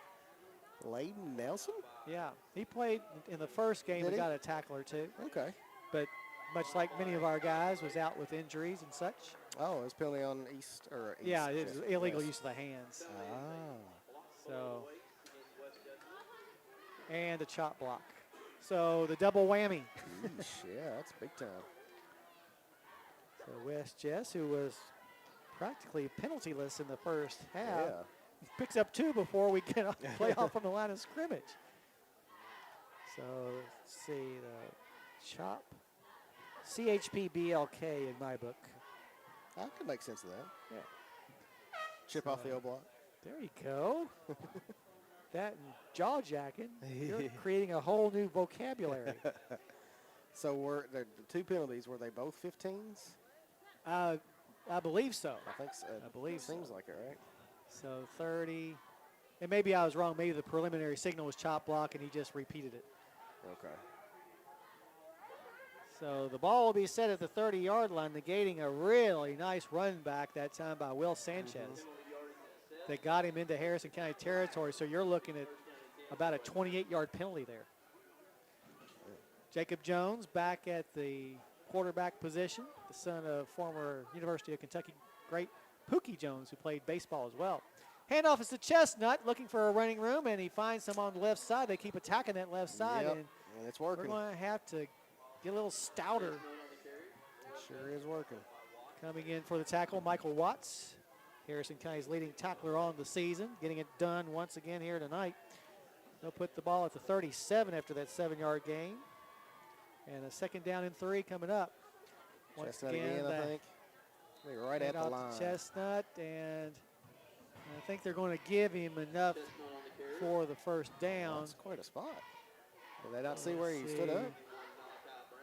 Yeah, I was going to say that's more like it. The Yeah. other guys are about a yard ahead. And so only 3 Still yards. first down Yeah. after that 3-yard gain to the 40 for West Jessamine. Coming in the tackle was Malachi Brown, amongst others. Ball's on the far hash mark. Chestnut in the backfield along with Jones. Jones passes to the far sideline, is caught, and a first down, and coming in there and picking up the tackle was Damon LaRue, and Jackson Zink. Dalton Carter was yeah, the Carter. receiver. But another first down for West Jessamine, who have sped up the tempo Yeah, here. they're really pushing the pace. 19 yards on that pass play to the 41. And as we said, another first down. Ball still on that far hash mark. Snap is to Jones. Play action. Fires down the middle. Carter all alone. Catches it. Touchdown. 5 touchdown for West Jessamine, and they'll take a 27-6 lead. For Dalton Carter, that is, find the right paper here. For Dalton Carter, that is his 3rd touchdown reception of the season. He's having himself a nice night after a couple of drops early. Yeah, yeah. Got 5 catches for 88 and a touchdown. Coming in for the kick will be Isaac Maynard. He's perfect so far.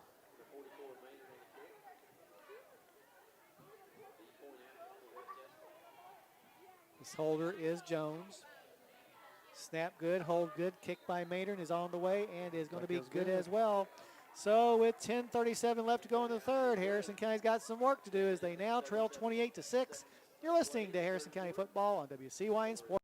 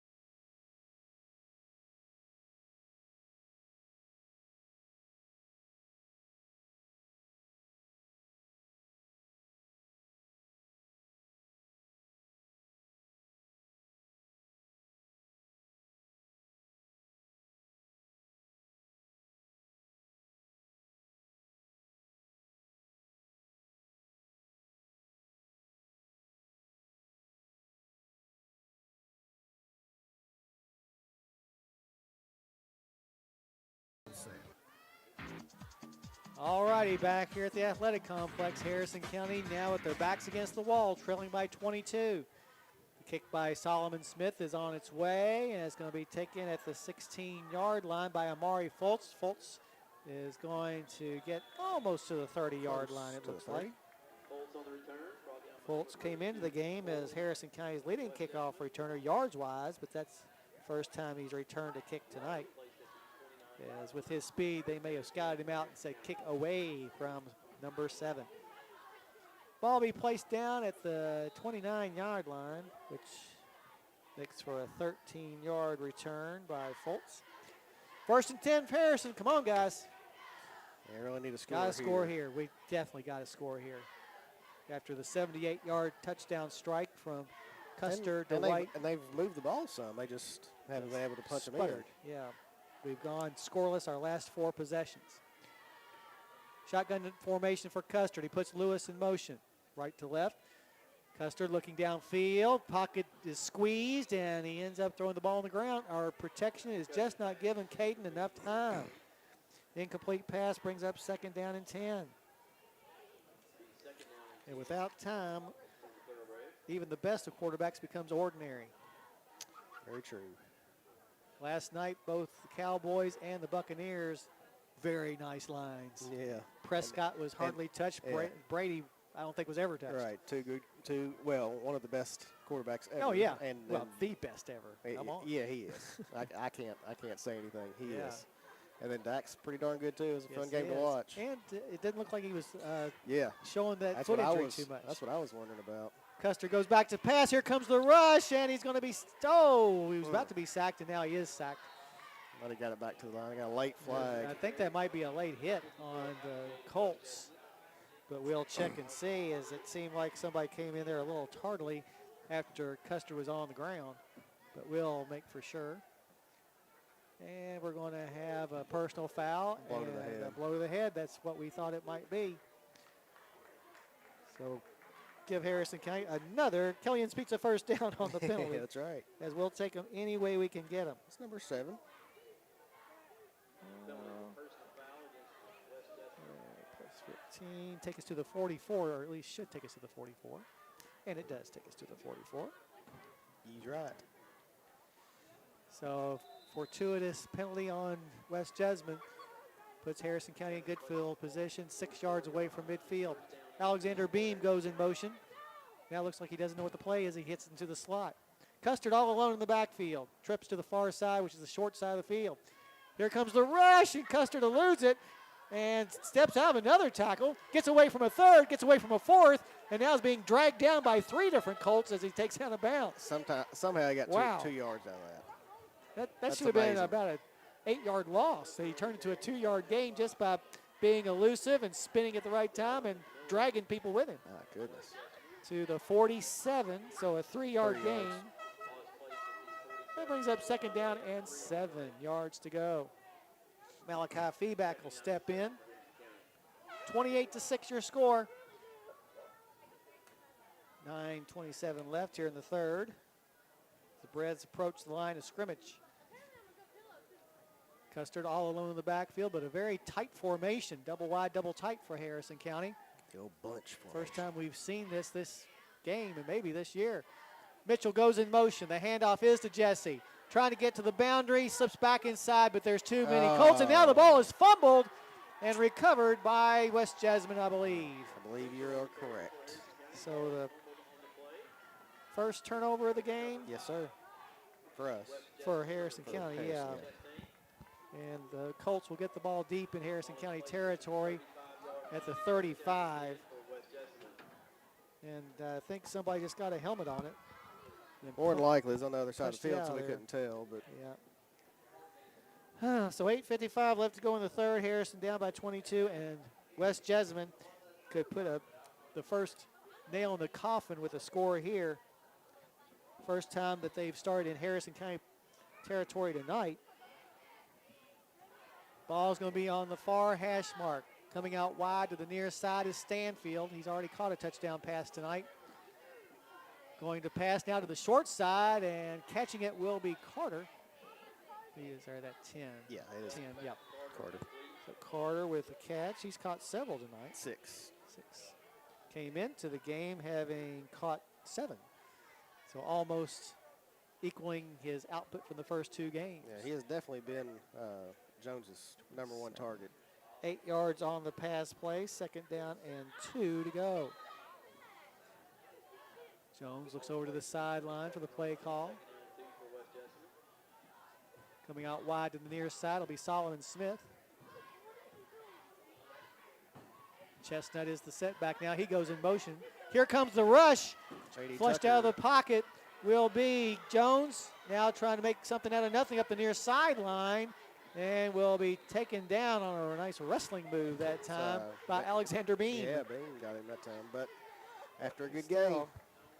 A first down for West Jessamine. Moves the sticks once again as he got into the red zone. Down to the 14 first downs. 17-yard line, a 10-yard gain on the play. Our opponents in the red zone this year, as we mentioned earlier, 9 of 11 after that 10-yard gain. And the first down. Ball's going to be in the middle of the field this time. Jones will get Maynard in there with him. Snap back to Jones. The give is to Chestnut. Cuts to the inside, cuts to the outside, back to the inside the 5, and is going to be stopped short of the goal line. As coming in there to stop him short was LaRue. But still a nice gain, and it'll be 1st and goal for West Jessamine from the 3-yard line. And they are after ready. 14-yard gain. Already. Look for Chestnut to get the ball unless Jones decides to take it on his own. Snap back to Jones. The give is to Chestnut. Falls down as he slipped. I think that quite possibly Malachi Brown got a hand in there to trip him up short of the goal line, but he does gain 1 to the 2. So 2nd goal and 2 from the 2. 7:31 on the clock here in the third. 28-6 is the score. West Jessamine with the lead. They've scored the only touchdown of this second half so far, but are a couple of yards away from pay dirt. Lined up wide to the near side, Stanfield. He'll be a decoy. Snap back to Jones. Takes it on his own, up the middle and into the end zone for the touchdown. 34-6 now your score for Jones. That is his 6th rushing touchdown of the season. As we said, coming into the game, averaging 15 points per game. Those were his first points of this particular outing. 2-yard touchdown run. Isaac Maynard coming in for the PAT. He's 4 for 4. Came into the game 5 for 5, so he's 9 for 9 this year. Wow. See if I've jinxed him enough. Kicks on the way, and nope, I didn't jinx him well enough. He's now 10 for 10 in PATs this season. 35-6, West Jessamine up, 7:10 left in the third. You're listening to Harrison County Football on WCY.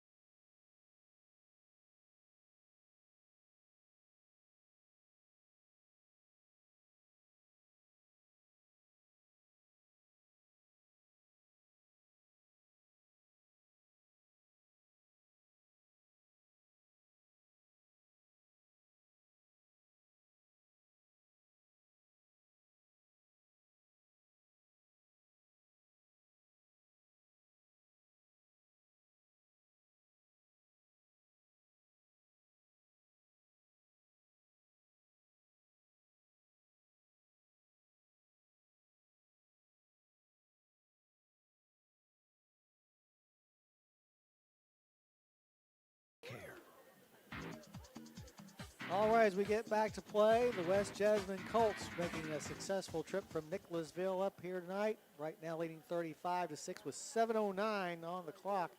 We do have a Harrison County Thoroughbred down post-play. In fact, I think he was on his way back to the sideline and just went down, but don't know the number. Yeah, we haven't seen who it is yet. Coach Graham out there along with our trainer, whose name escapes me at the moment. Not Andrew anymore. Andrew Wagner has moved on. I think this gal also is the certified trainer for Pendleton County. Yeah. I'll try to do some process of elimination. Okay. I don't think I'll be able to get it, but I'm going to try. Not Dylan Price. It's not Dylan Price because he's standing right there. Let's see. Oh, J.D. Tucker. J.D. Tucker. So Okay. J.D. Tucker down. Thank you, Matt. Thank you, sir. Man, I thought I was losing you after last year. Good to have you back, man. Hey, he's here for life. He's a lifer. He ain't going nowhere. As long as he's a lifer for You baseball. know what he that's all I'm told me concerned last with. night? What's that? Matt said, well, I ain't got nothing else to do on Friday night. And I was like, that's the worst thing you could ever said. You're But locked in now. But come like March and April, do you have anything to do on like Monday, Tuesday, Wednesday, Thursday, Friday? Oh, that's not a good excuse. All right, There are looks more. like JD's There are up. more important things I need from you. JD gets up now and will limp off of the field, and he is really Yeah.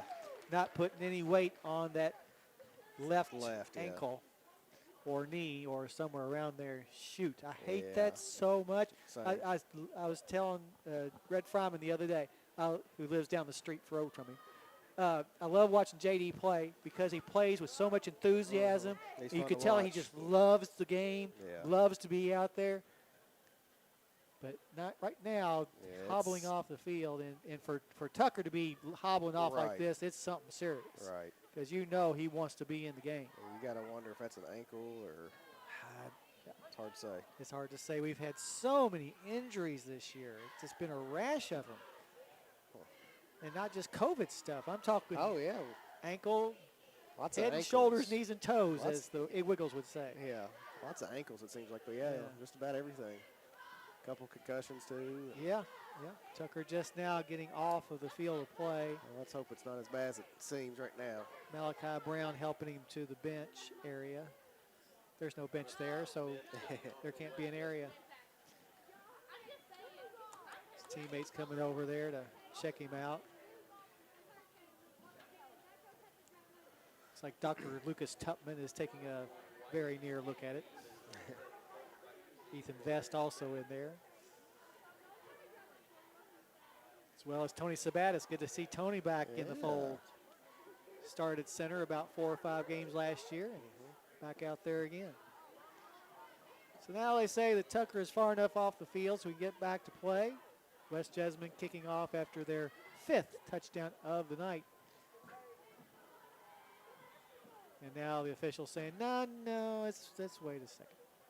Are you in need of a real estate operating or equipment loan? Call Michael Furnish with Farm Credit Mid-America at 859-254-2741 and learn how he can help you.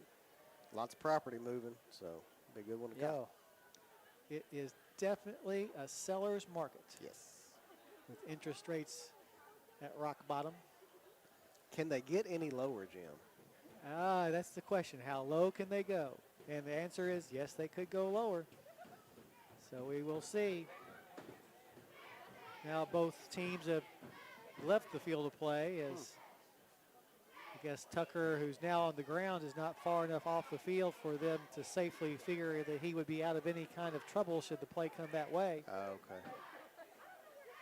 I'm guessing. Yeah, I mean, I'm trying to think of what else.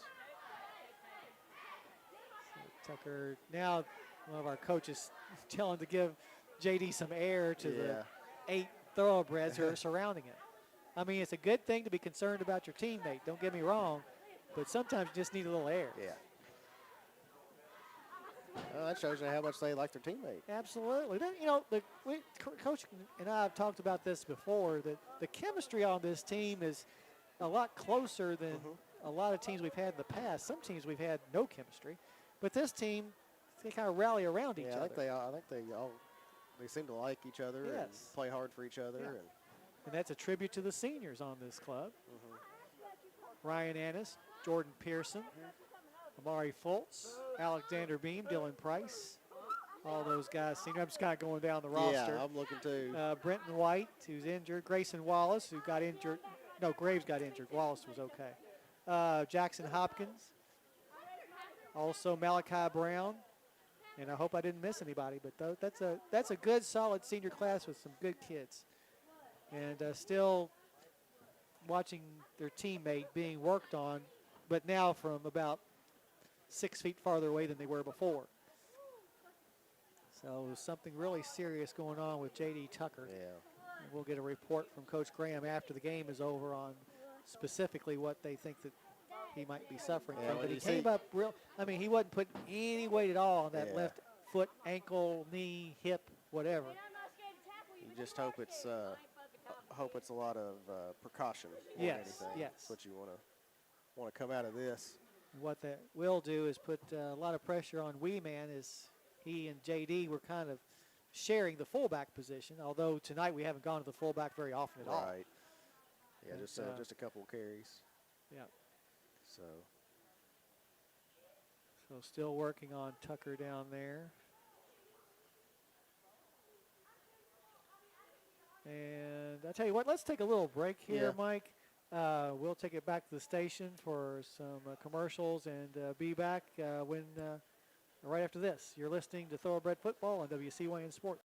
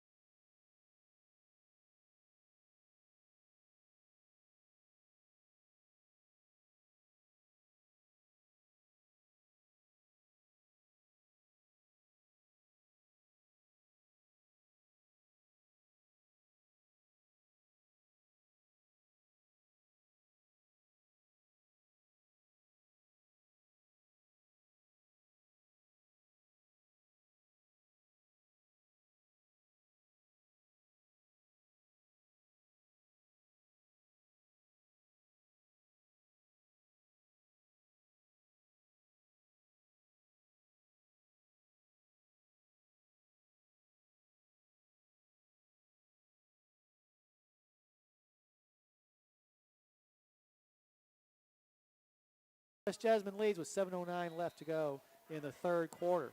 So we still got a ways to go. Smith approaches the football, and the kick is on its way. A short one near the sideline, and it'll go out of bounds. So Almost went in Harrison- net. Almost went in the kicking net. Ryan almost placed that net perfectly there. Reds will take over at the 35. And hopefully, well, not hopefully, this is a must-score possession. And get some points here and get a little giddy up back in there. Yeah, get a little confidence, momentum, defensive stop, score again, and we're right back in this thing. Kind of. It's going to take a lot. Yeah. As long as they show some fight and show some determination and hard work. Yeah, that's the thing about it. Even last week's game over at the other place, you know, we kept on fighting a good They effort. did. It's just that everything was Murphy's Law. Yeah. It's just one of those games. Going against them. It's like Coach Graham said after the game, what can you say? Yeah, what can you say? And so we didn't say much at all. All right, Jay-Sean Lewis goes in motion right to left. The snap is back to Custer. He'll give the ball to Wee Man. Howard crashes up near the 40-yard line Give him about 4, I think. before being taken down. A good game. Is that his first carry of the night? Second. Second carry of the night. They'll give him 4 yards to the 39. Second down and 6 yards to go. And now, now we got a whistle, and we West- got a West Jessamine kid down, and he might be having cramps Yeah, that's a. as he's grabbing the back of that calf. Let's see. Can't tell his number because he's sitting sideways Is to it it. 40? It's 40-something. And they don't have very many 40-something that plays. Yeah, I'll bet it's probably Nathan Cole, their defensive tackle, Okay. because that's where the kid is positioned, Right. or where the nose tackle would be. 5'10", 231 junior. Yep, and they're stretching out those feet to try to get those toes and everything else. You know, cramps are the worst. Yeah. Charlie horse when you They're- wake up in the morning is Yeah, they're really the worst. they're really bad when you're out of shape and not an athlete. Yeah. And they bother you all day. Yeah, And you were right. That was 42. yeah, and he's coming off the field under his own power, Yeah, but so- limping a little bit as he tries to loosen up that calf and the hammy. Coming in to replace him will be Skylar Stone. Skylar Stone, 5'11", 280 sophomore. A lot of big kids on this Yeah, they team. got some big Big boys. kids on this team. They sure do. So here we go. Custard in between Howard and Malachi Feeback for this second down and 6 play. Lewis goes in motion right to left again. Snap a little bit high. Handoff is to Howard. Crashing over people. Has got first down yardage, but also a flag on the play in the vicinity of holding. Yeah. So this one might come back. And the way things have gone the last couple of weeks, don't be surprised. It's just been that kind of year so far. And, yep, holding. And now the official ruling, holding. There it is. So they'll back us up. Is that 6? It's 4. Just 4. Okay, so we're still better than last week in the penalty department. We had 5. Yeah. They'll mark the ball back to the 29-yard line. Yep. Where it will be second down and 16 yards to go. We've been in the hole, as it were, all night long. The only score, a 78-yard pass play from Caden Custer to Jacoby White way back in the first quarter. Since then, 35 unanswered points by West Jessamine. Lining up far to the wide side will be Conway. To the near side, Jacoby White. Ball's on the near hash mark. Conway goes in motion right to left. Custer goes back to pass, looking downfield, got protection, but then flings the ball over to the right side, and it's going to be beyond Conway, as Custard had to release that ball before number 48, Chance Speak, came in there and disrupted things. Yeah. So after the incomplete pass, third down now, and 16 to go. 5:53 on the clock. Harrison down 35-6. We play Estill County and Irvin next week. Engineers playing up at Dayton tonight. The little Green Devils. Where are they at? Dayton, Yeah. Northern Kentucky. It's another Kentucky school. Yeah, the Phillies played a basketball game up at Dayton last year. Okay. Snap is back to Custard. He drops it, picks it back up, looking downfield, fires for Jacoby White, and the ball is going to be knocked away on I a got a nice flag. play. But now we got a flag on Elijah Nickel. So it might be defensive pass interference. Gotta as think that's what it is. the two were kind of pushing off against each other. Pass interference against West Jessamine. Yay! So there's another Kellyan's Pizza first down for the Breds. DPI. So put the ball up to the 44. Oh, it'll be 3rd and 1. Yeah, because it's not automatic. Yep, it's 15 First yards. down. And we needed 16. So it'll be 3rd and 1, which is a heck of a lot better than 3rd and 16. Right. So 3rd and 1 coming up. Prematurely talked about the Kellyan's Pizza first down. I prematurely marked it, too. Give it to Wee Man. First down. There you go. Move the ball. We can do that. Although I don't know if Wee Man's in the game right now. Yep, there's that Yeah, white he shirt. is. Yeah, just give it to him. Easy money. West Jessamine stacking the line like they think Howard's going to carry it. Custard under center. Takes it on his own. And the push. Oh, Well, we he go almost got forward. through. And, He tried to break through there. you know, Caden is just so elusive that you give him an inch. He squeezed But- through there. Another Kellyan's Pizza first There it down. is. There you are. Into West Jess territory at the 49. So a 7-yard gain on the play. It's Harrison County's second first down. Oh, 3rd first down.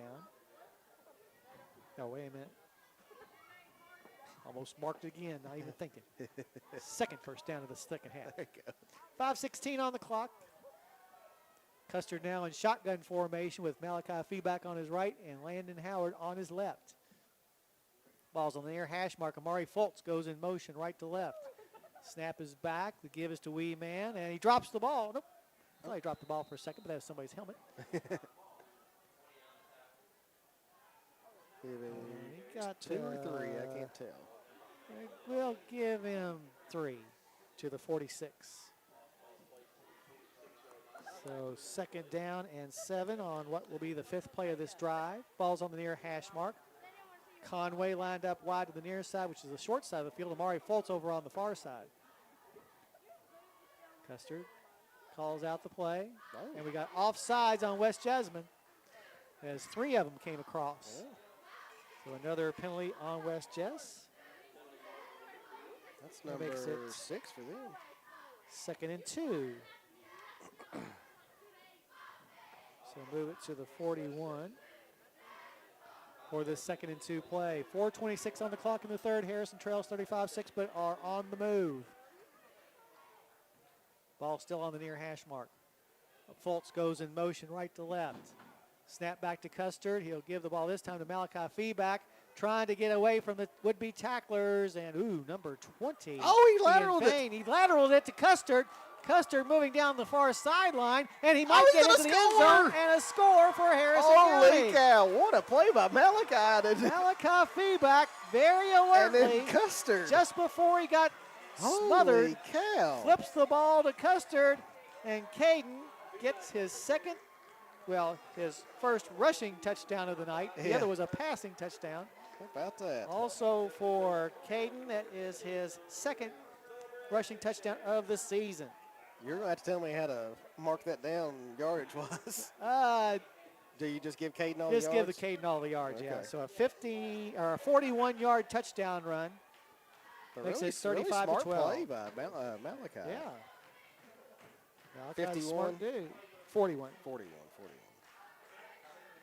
Reds will go for the 2-point conversion here, trailing by 23. Wee Man along with Malachi Feeback in there, flanking Custard. He'll put Fultz in motion. Snap back to Caden. Looks into the flat, caught by There you Feeback, go. who takes it into the end zone for the 2-point conversion. So with 3:58 in the 3rd left, your score, West Jessamine 35, Harrison County 14. You're listening to Thoroughbred Football on WCYN Sports.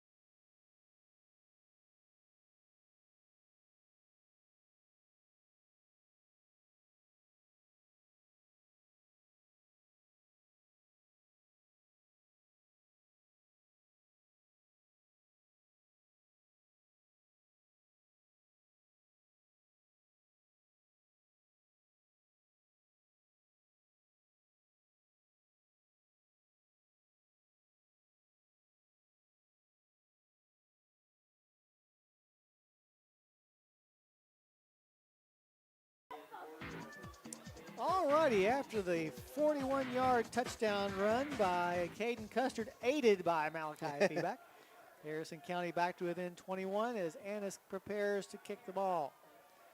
Left footer comes up and kicks it away, and it's going to be taken at about the 10-yard line and coming up the far side of the field and rushing out of bounds. I think it was This Fultz number, that got him out of there. Was it Carter? no, it I thought wasn't it was 20. Carter. Was it 20? That would have been Ian Fane. Fain. My buddy. Your buddy? Okay, we'll call it Ian I Fain. think it was him. So Fain with a nice return. 3:51 on the clock now in the third still. We're still in the third, plenty of time. Ball be at the 39. Hey, those 29-yard returns. Yeah. First and 10 for West Jessamine. Ball's on the far hash mark. Lined up wide to the near side is Solomon Smith. Passing the ball to the left side, though, or attempting the pass to Carter was the quarterback Jones, incomplete. Bring up second down and 10.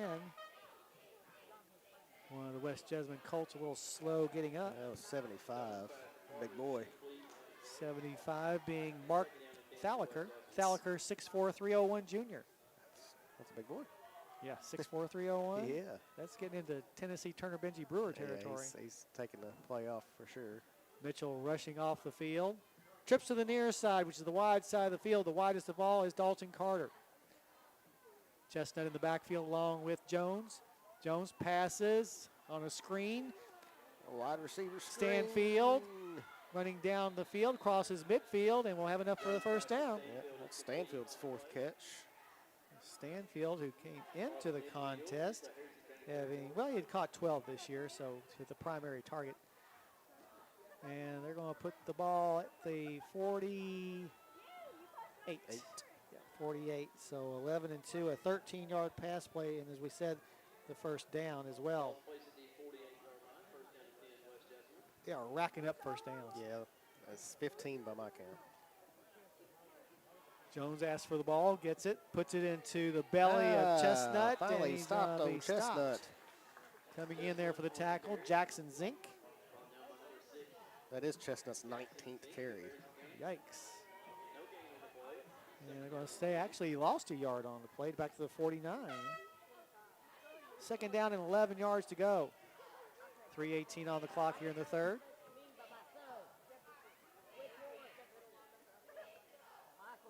Now, ball's on the near hash mark. Double wides left and right. Chestnut goes in motion.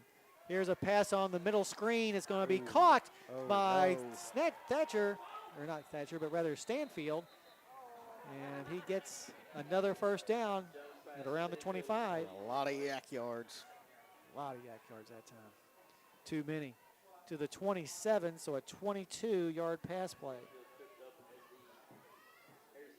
As the quarterback Jones finding his groove tonight. Yeah, he is.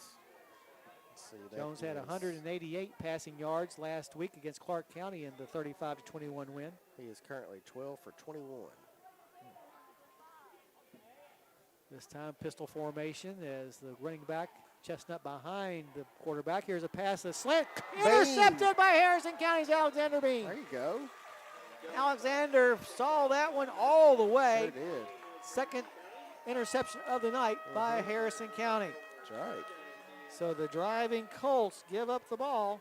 And now let's see if the Thoroughbreds can get that ball down the field.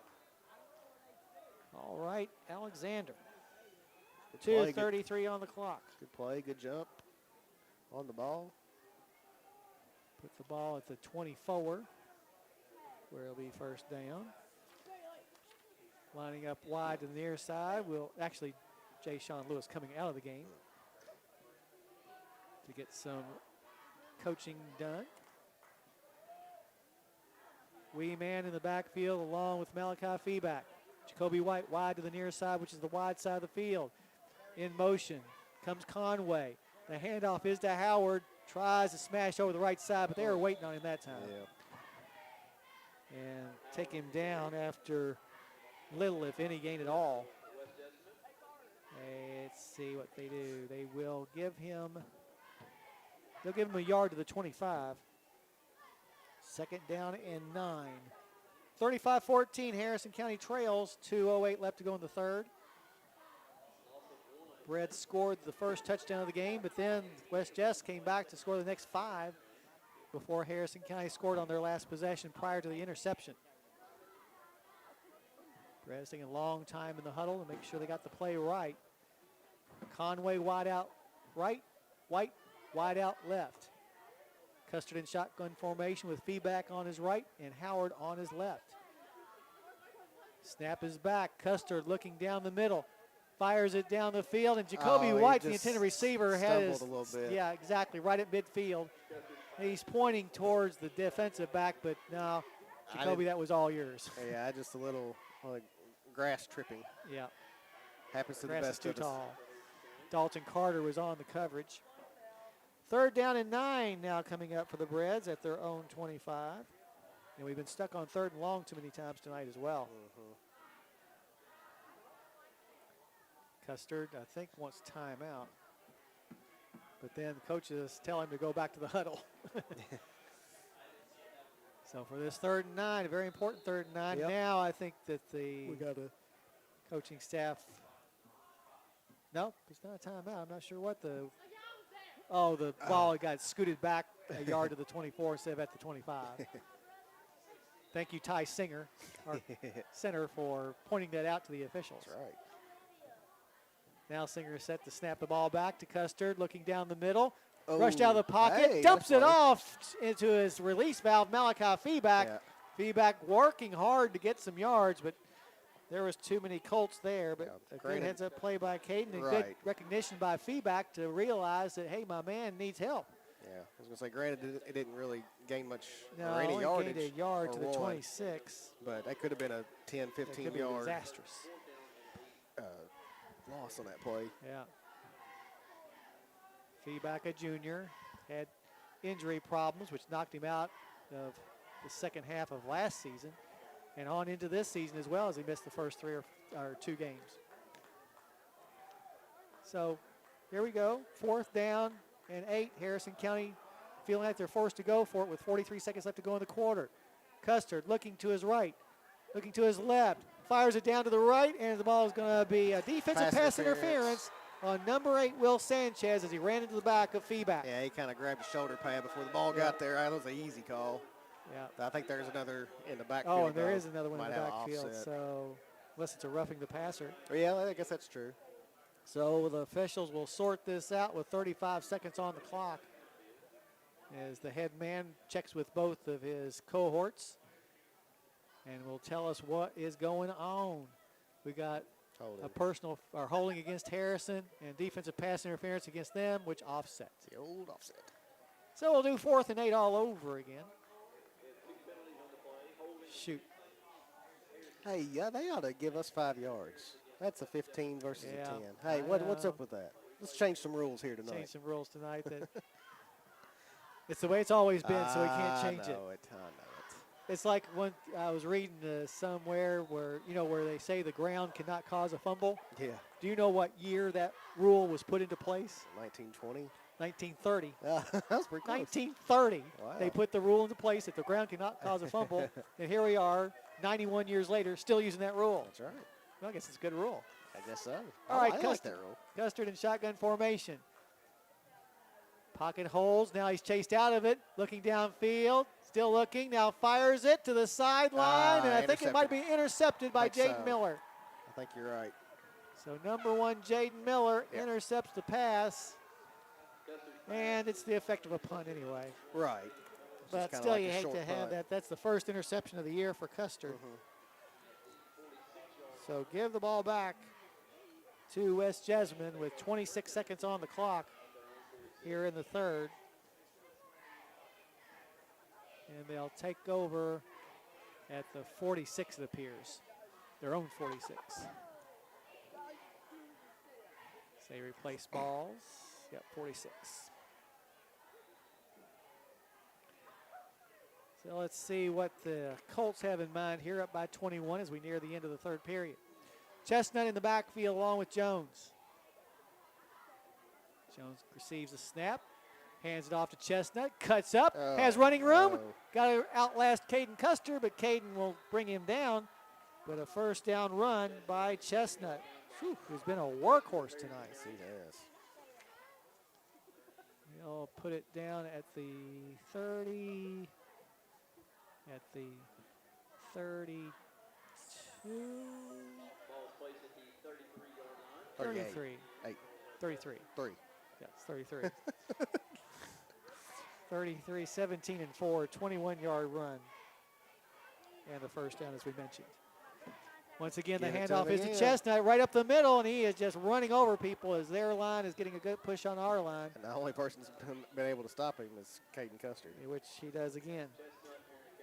Takes it down, however, to the 21 for a 12-yard gain, and that'll take us to the end of the third quarter with your score, West Jessamine 35, Harrison County 14. You're listening to Harrison County Football on WCYN.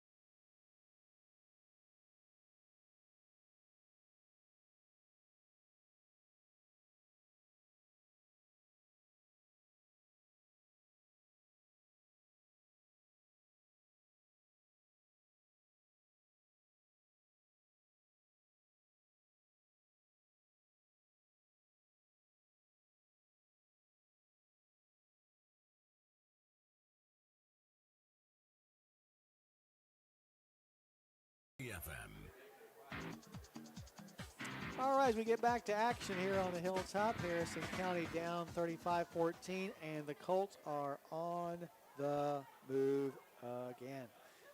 2 plays, 21 yards by Chestnut, 12 yards by Chestnut. Have made this the Chestnut drive.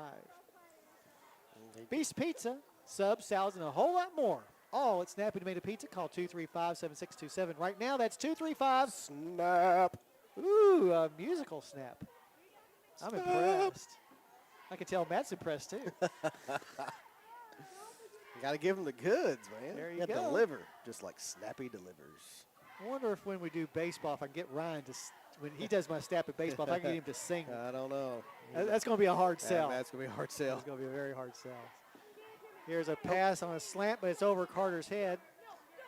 So an incomplete pass will bring up second down and 10. Reds, 3 touchdown hill to climb, and they don't even have the ball right now. Trying to avoid a 1-3 start. Carter moves wide to the far side. Trips on that side. Pistol formation this time for Jones. He'll hand the ball to Chestnut. Chestnut finds some running room over on the far side and has enough. No, he's going to be shy of the first down. There's Jackson Zink on that one. Good old Jackson with a good tackle there. Called his name a lot tonight. Just a freshman, Jackson Zink. But he is 6'3", 194. To the 13-yard line. So an 8-yard gain. Brings up third down and 2. Lined up wide to the near side is Dalton Carter. He's been a favorite target tonight. Here's a handoff throw to Chestnut. And he will be stopped. Close. I think he's still going to be short of the first down yardage. And let's see. That was Jordan Pearson on the Pearson. tackle. So number 4 tackled number It's like we're 4. fourth and inches. We're 4th and 1 or So Fourth and short. give him 1 yard to the 12. 4th and 1 from the 12, and the Colts are going for it. Snap back to Jones, calls his own number, goes up the middle, has a first down inside the 5, where it'll be first and goal. just his 5th carry. That's surprising. Came in as their leading rusher. Gets 8 yards on that play before being brought down. Tony Sabatis in at the nose tackle position now. Chestnut in the backfield along with Jones. So try to get these 4 yards to get him over the 40-point mark. Snap back, give to Chestnut, goes up the middle, and is he stopped short? I think he stopped Just shy of short. first down yardage. Thoroughbred slow getting up, and now I don't think he's going to be getting up. Can't tell who that is offhand. Ball is at the 1 after the 3-yard gain by Chestnut. Is it Watts? He's slowly getting up now. Yeah, Michael Watts. Yep. Well, he got a, we'll call it a groin injury. Yes, I think so from the way he's reacting. He's going to come off the field. Those are the worst. It seems like it affects your whole body, kind of like a back injury. Checking in will be Wee Man, where it'll be 2nd and goal from the 1. 9:56 left to go in this contest. Harrison down by 3 touchdowns. Snap back to Jones, give to Chestnut, goes up the middle, and he's in there this time.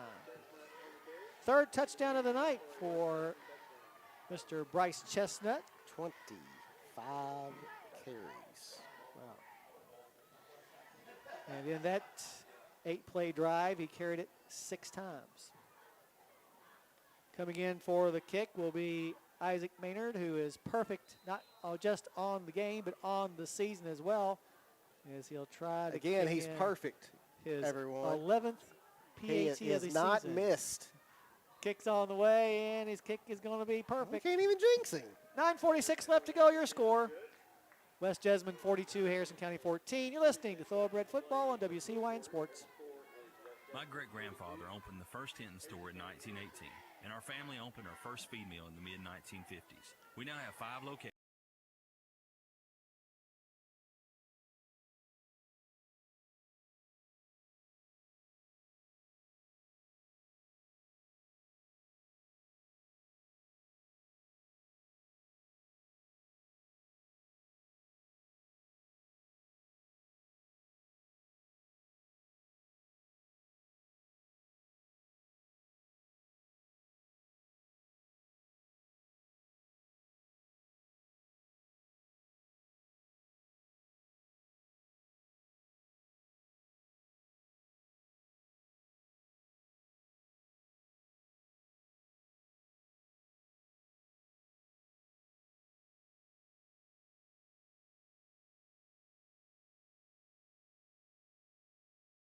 Cattle sale. All right, we get back to action. Solomon Smith about to kick off for West Jessamine, who is now taking a 42-14 lead with just under 10 minutes to go. Kick is going to be picked up by one of our up people at the 30, and he is smashed. I think that's Dylan Price. 11. Yeah, Dylan Price with the return. A shot. So Harrison County takes over, but running out of time. Down by 4 scores with 10 minutes left. See what Coach Graham has up his sleeve here and how he'll run this. Estill County will be our opponent next week down in Irvin. 35-yard line is where they'll put the ball. After that 5-yard return by Price. Been a long night. Ball in the middle of the field, lining up wide to the near side will be Conway. We've had some exciting plays, though, at least. Yeah, here and there. Alexander Beam wide to the far side. Custer gets the snap. Pocket closes on him quickly, has to elude some would-be sackers, and fires it into the bench for an incomplete pass. That time coming on fast for Cam Humber, 6'2 senior, along with Jake Collins, 5'10 senior. How many attempts did Caden have coming into tonight? Coming into tonight, 20. He has doubled it. 40? Oh, he has 20 tonight. 20 tonight. Okay, I was about to say, wow. And I'm sure we'll see some more Yeah, I in the think next so. 9.5 minutes.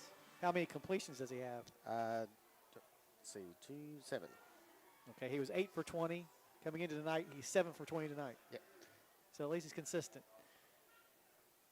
Snap it back to Custard. Looks to his left. Looks down the middle. Now fires back He's to the open. left. He's got a man, but just a little. had to release that ball early, and the Yeah. ball way eludes Alexander Beam. And now Custard is down as he got popped pretty hard.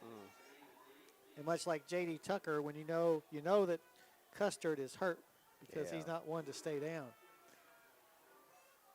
Getting up. Yeah, but he'll have to come out for at least one Yeah. play. Caden's taken every snap so far this season for the Thoroughbreds. And took every snap following game number 1 last year. So I'm not even sure who our backup is. Got my depth chart somewhere. It might be Malachi. So say Malachi. That's got Beam as Price. Price. Dylan Price, Malachi Feeback, Tanner Toomey. I think Tanner's hurt, so it'll either be Malachi or Dylan Price, and it looks like, trying to see who's getting the message. They try a quick education of our new. It's going to be Malachi Feeback. Okay.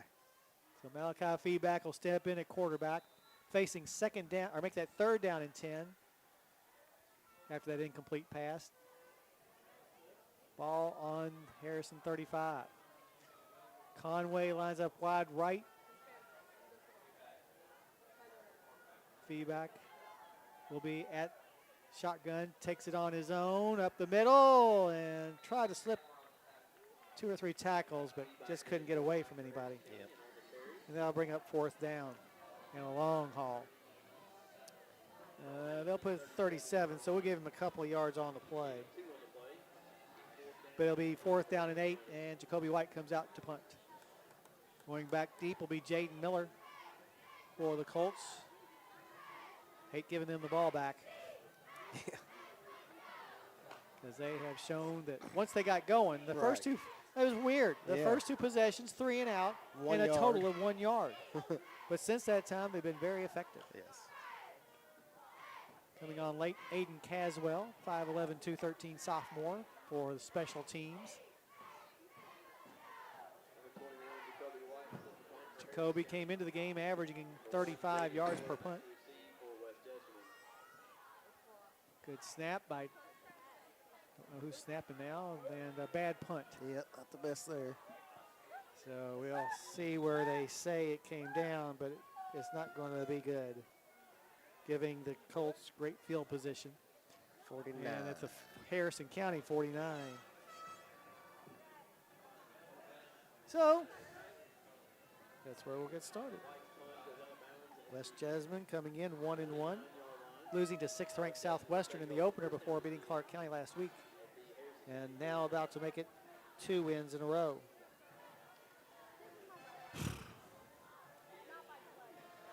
It's like a bunch of white shirts coming on the field It for does, West doesn't Jess. it? So a lot of new faces. Yeah, no As Jones. they don't want to get anybody unnecessarily injured in a game like They this. do have Stanfield still in. Yeah, they play at Ashland next week. No Chestnut. Oh, they play Ashland? At Ashland, so a long Ooh. trip from Nicholasville to Ashland. That's a tough New one. quarterback is Matthew Wilson, sophomore. He takes off and is going to get a few yards before Preston Williams comes in to take him down. So we'll see Matthew Wilson the rest of the way, I would say. I would think so. Gets to the 43, so a 6-yard gain. Looks like Jaden Miller will be the featured running back. Okay, so he takes over for Chestnut. Chestnut. I think Chestnut put in some work. Yes, he did. 25 carries. James Foster, 6'4", senior, lined up wide to the near side. Now Miller moves from the left hip to the right hip of Wilson. Snap is back. Wilson keeps it. Coming to the near side, has a first down, and 53. taken down 63. that time by Brenton White. Sorry, it's 63. Wesley Wilbur. Oh, Wesley Wilburn. Okay. Make sure he gets his credit. So who carried that one? Was that Wilson That was again? Wilson also. Okay. So Wilson with carries in the first 2 times that he gets into the game. 7 yards on the play to the 36, and as we said, a first down. Or we should say another first down for West as they have controlled clock time tonight. 7:17 right now, 42-14. Harrison County trails. Lined up wide to the near side is Foster once again, as Wilson brings the play in from the sideline. Snap is back and it's over Wilson's head, and the ball still being rocked around, but Wilson's able to fall on it. So first mistake Wilson's made. Now I'll take it back to the 45, so a 9-yard loss on the play. I was looking down. Was it a high snap or just Yeah, mishandled? it was a high snap. Okay. High snap, yeah. Dan Furnish with Harrison County Farm Bureau can get you covered just like an All-American cornerback. Call 234-4514 to talk to Dan. Jaden Miller lined up on the right side of the quarterback Matthew Wilson. Snap is back. The give this time will be to the running back, and he is taken down. So Miller. One-on-one by Michael Watts. Yes, Miller with the carry. Miller on the carry. So they'll say it is a sack of to the 48, so a 3-yard loss. Of course, Harrison County came in as the 4th best sacking team in Class 4A with 9 through their first 3. Wow. And by your reaction, I must not have said anything about that. If you did, I didn't catch it. Third down, and That's one of those good records to have. yeah. Or standings. Good standing, ranking. yeah. 22 to go, 5.5 on the clock. It's West Jessamine content to run the ball in the middle up on the ground. Wilson receives a snap and having his legs take out from underneath him. Miller. Jackson Zink. Jackson Zink, he's everywhere, man. Gonna be a good one. Bunch of tackles tonight. And that will take us to the West Jessamine side of the 50 to the 49, so a 3-yard loss on that play. So a 9-yard loss, a 3-yard loss, and another 3-yard loss. Brings up 4th down and 25. And the punting unit coming out, Dalton Carter for West Jessamine. Have they punted tonight? Yes, they punted the first. They punted the first 2 possessions. Yeah. That's right. And then after that, they have either touchdowns or turnovers. Number 10 quarterback to punt. Yep, touchdowns and turnovers. Like cars and coffee. TDs and TOs. There you go. Carter decides to take off with it. And he's going to the outside, and he's got the first down and more. He may go all the way up the sideline, and he's in there for the TD. Well, the snap was just a hair high, and I guess Carter felt like he didn't have enough room to punt the ball, so he just took off to the right side and just outran all of our guys for a 51-yard touchdown run. For Carter, that is his first rush of the season. And the lead now 48-14. Gosh, even when they mess up, they reap the benefits. Yeah. Okay, here's Isaac Maynard again. I bet he makes it. Yeah, let's try it that way. He'll make it. He's going to make it. It's going to be Snap 49. good, hold good, kick is on the way, and the kick is going to be good as well. Told you. I mean. 4:23 left. Told you. Your score now, West Jessamine 49, Harrison 14. You're listening to Thoroughbred Football on WC.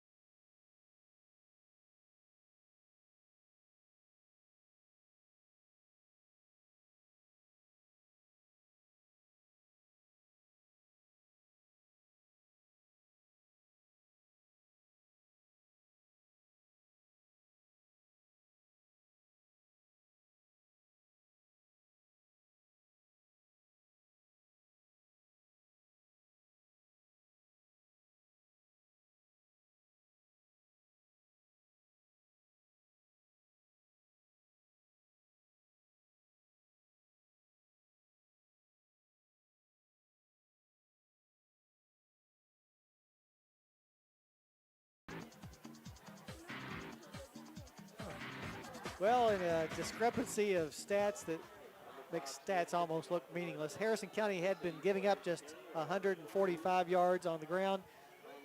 The Colts have been only gaining 126 on the ground. They've got 204. 240. Or 240, sorry. I tried to sugarcoat it, I guess. Let's see, Alexander Beam with the run back of the kickoff ensuing kickoff. Past 35. And Leg we got flag. a flag on the play on the near sideline. What in the heck could that be? I know, it's from way over here. Now we'll find out what in the heck it could be very soon. That might be a sideline warning. Oh. No, a personal foul on West Jessamine. No, For that'd real? be us. Oh, it is us. Oh, yeah, yeah. So personal foul. What's that, Mike? What's this? What's this? An illegal blindside block. Ooh, you hate to have those. Oh, so blindside. Like, is there such a thing as a legal blindside block? Blindside. There was a movie Blindside. Yeah. Did they get penalized? Every it's time. 15-yarder too. Yeah, Gosh, I'd say so. that's when the sign of losing a little discipline comes into play. Yeah, but only the 5th penalty of the night. Yeah. So move it back to the 24. So Harrison County will start from there. Tony Sabatis coming on. He'll be playing at the center position. He's our 3rd center of the night. Wow. Started off with Jonathan Graves, who got hurt. Then Ty Singer came in, and now Sabatis getting some reps with the score 49-14 with West Jessamine in the lead. Let's see, at quarterback, Caden Custard's back in there, so whatever happened to him, he's able to shake it off. That's good to see. Snap is back. The give is going to be to Malachi Feeback, who races over to the nearest side before being knocked down. And they'll say the 30 or 26. So a 2-yard gain on the play. 2nd down and 8 coming up. Be nice to get a score in, just to give you some momentum going into the Estill County game. Break one of these runs real big Yeah. and get a big long score. Lining up wide to the near side will be Dylan Price. As Custard looks to the sideline for the call to play. He'll give the ball on the reverse to Beam, and Alexander is going to be Nothing taken down in the backfield as our blocking kind of evaporated there. And they'll put him all the way back to the 23. So a 3-yard loss after the 2-yard gain. Brings up 3rd down and 11. Let Kellyan's Pizza tackle your hunger like the breads tackle the competition. Call 298-2048 to order for pickup or delivery right now. Sabatis comes off of the field for this next play. Preston Williams in the backfield now with Custard. Yeah. See if Preston will get a carry here. Snap is back to Caden. He's going to pass, has to get out of the pocket because here comes the rush. Throws it off balance, intended for Price, but had to release it early as coming on hard was Peyton Music. Peyton Music, a 5'10 freshman. Music. He's got the music in him. So now they got some of their freshman team out there. Yep. I like that name. A lot of white shirts. Preston Music. Yeah. Or Peyton Music, sorry. Peyton Music. What was that kid from the first? Oh, Blue Oh, shoot. something from Lawrence County. Yeah, I have to look that one up because that was a good one. That's the best one. Peyton, no, it wasn't Peyton Blue. I'll find it. Something Blue. Or Blue something. Now some confusion as to who's supposed to be on the field for the Thoroughbreds. And finally, Aiden Caswell comes on, along with Michael Watts, who is sprinting in there. Blue Fletcher. Blue Fletcher, yes. Good old Blue. Yeah. Except he caught a couple of big passes. Yes, he did. All right, 2:35 on the clock. Harrison County's got to give the ball up. Got a new punter in there. Snap is back to him, That's and pretty good. Jaden Miller will pick it up at the 46-yard line. Uh-oh. And now he's going up the far sideline and almost broke one. Was that Price punting? No, it was number 16, Raiden Burton Graves. Oh, okay. So Raiden Burton Graves with the punt to the 46. But then the return by the Jaden Miller got it back to the Harrison County. Well, we got a flag, I think. So all this may be moot. See what the official call is. And it's going to be a timeout by Harrison County. Okay. 2:23 left, 49-14 West Jess. You're listening to Thoroughbred Football on WCY.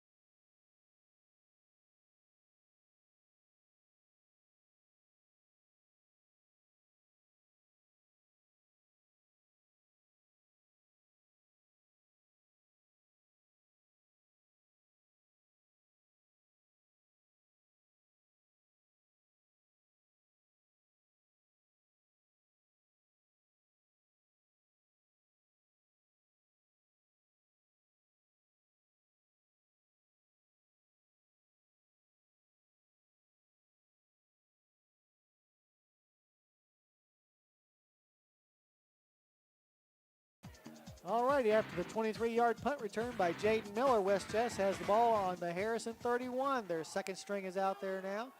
Snap is back to a new quarterback. He hands it off to a new running back. And Braden Hager, freshman. Braden Hager, what number is that? 20 or 35, excuse me. 35. Braden Hager. Jackson Zink on another tackle. Tell you, boy, I tell you what, Jackson Zink is going to be a heck of a player. He Yes, already he is, is. and he's a freshman. Yeah. You know, between him and Preston Williams, those guys are going to be 4-year starters.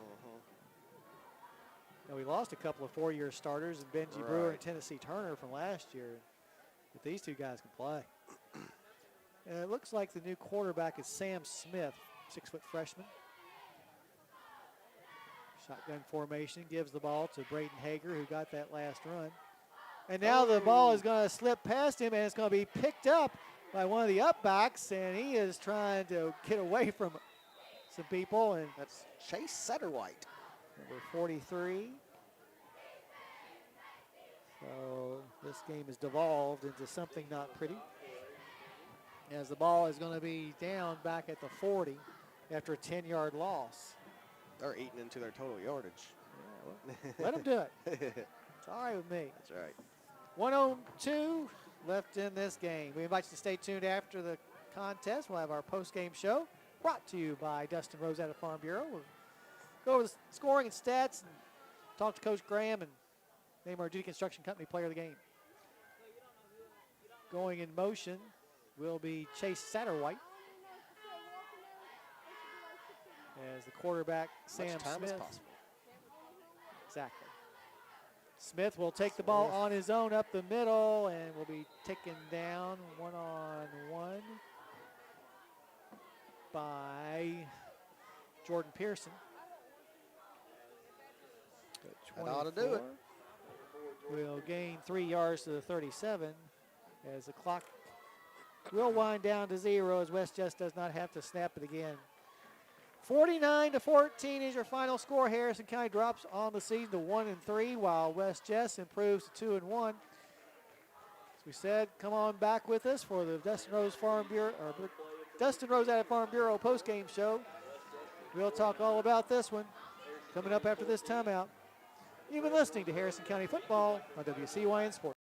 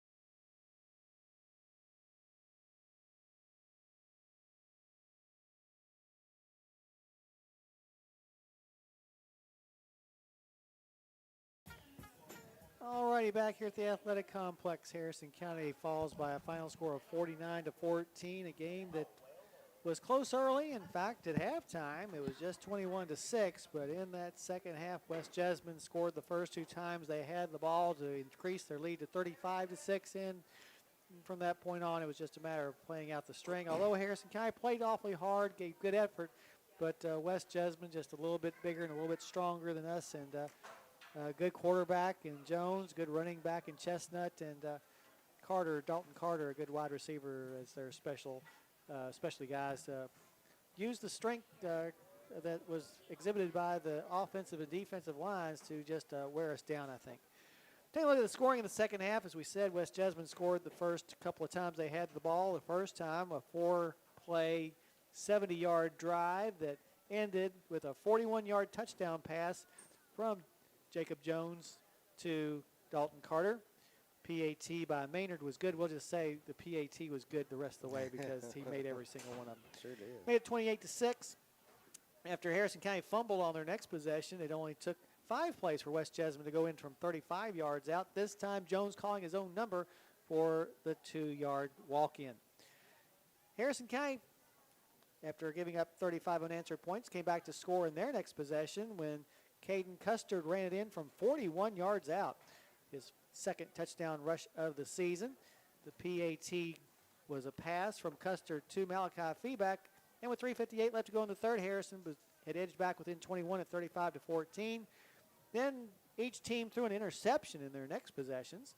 West Jessamine getting the ball back at their own 46. This time took them 8 plays to go those 54 yards. The last yard covered by Bryce Chestnut, who scored 3 touchdowns in the game, making it 42-14, 9:46 left to go in the contest. After the thoroughbreds went 3 and out, West Jessamine scored the last touchdown of the game, this time a 51-yard jaunt by Dalton Carter on a snap that was supposed to have been a punt, but instead he made a big something out of a nothing with that 51-yard run. And with 4:23 left, it made it 49-14, and that's the way the game ended. We'll take a break, come back, and have Trent take a look at the stats. That coming up after this timeout. You've been listening to Thoroughbred Football on WCYN Sports.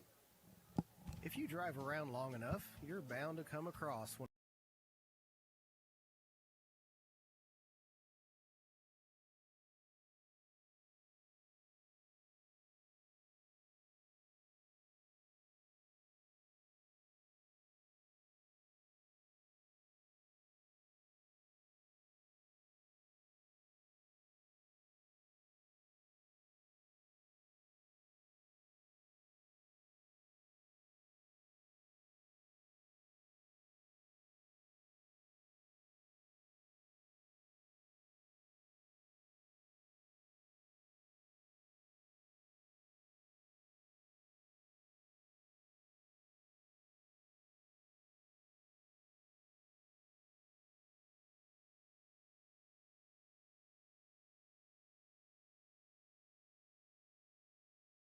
Four 4514.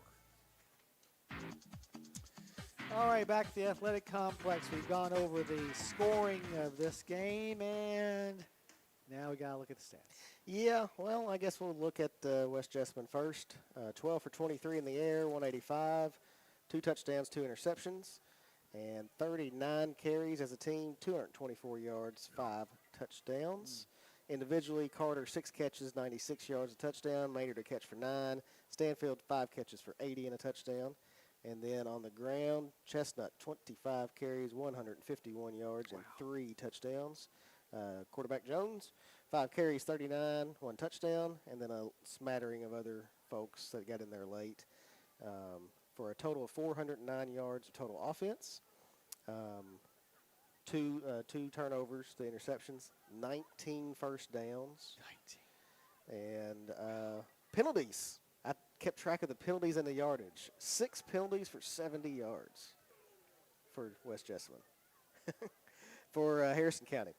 Caden Custard was 7 for 22 for 168 yards and 1 touchdown and 1 interception. And then as a team, 32 carries, 73 yards, 1 touchdown. And let's see here. The catches, Jacoby White, 2 catches for 99 yards and a touchdown. Malachi Feeback, 2 catches for 15 yards. Ja'Shawn Lewis, a catch for 25. Alex Beam, 2 catches for 29. And then rushing the ball, Caden Custard, 15 carries officially for 55 yards and a touchdown. Jesse Mitchell, yeah, that's right, Jesse. Yeah, sorry. you call him Noah the first I time. called him Noah the first time. Four carries for 25. Landon Howard, 4 for 13. Malachi Feeback, 6 for 7. Jacoby White, a carry for nothing. J.D. Tucker carried for 1, and Alex Beam a carry for -3. Total of 73 yards rushing for the team and 241 total yards for the offense for the game. 5 penalties and 45 yards. Okay. Yeah. So, and 8 first downs. 8. 8.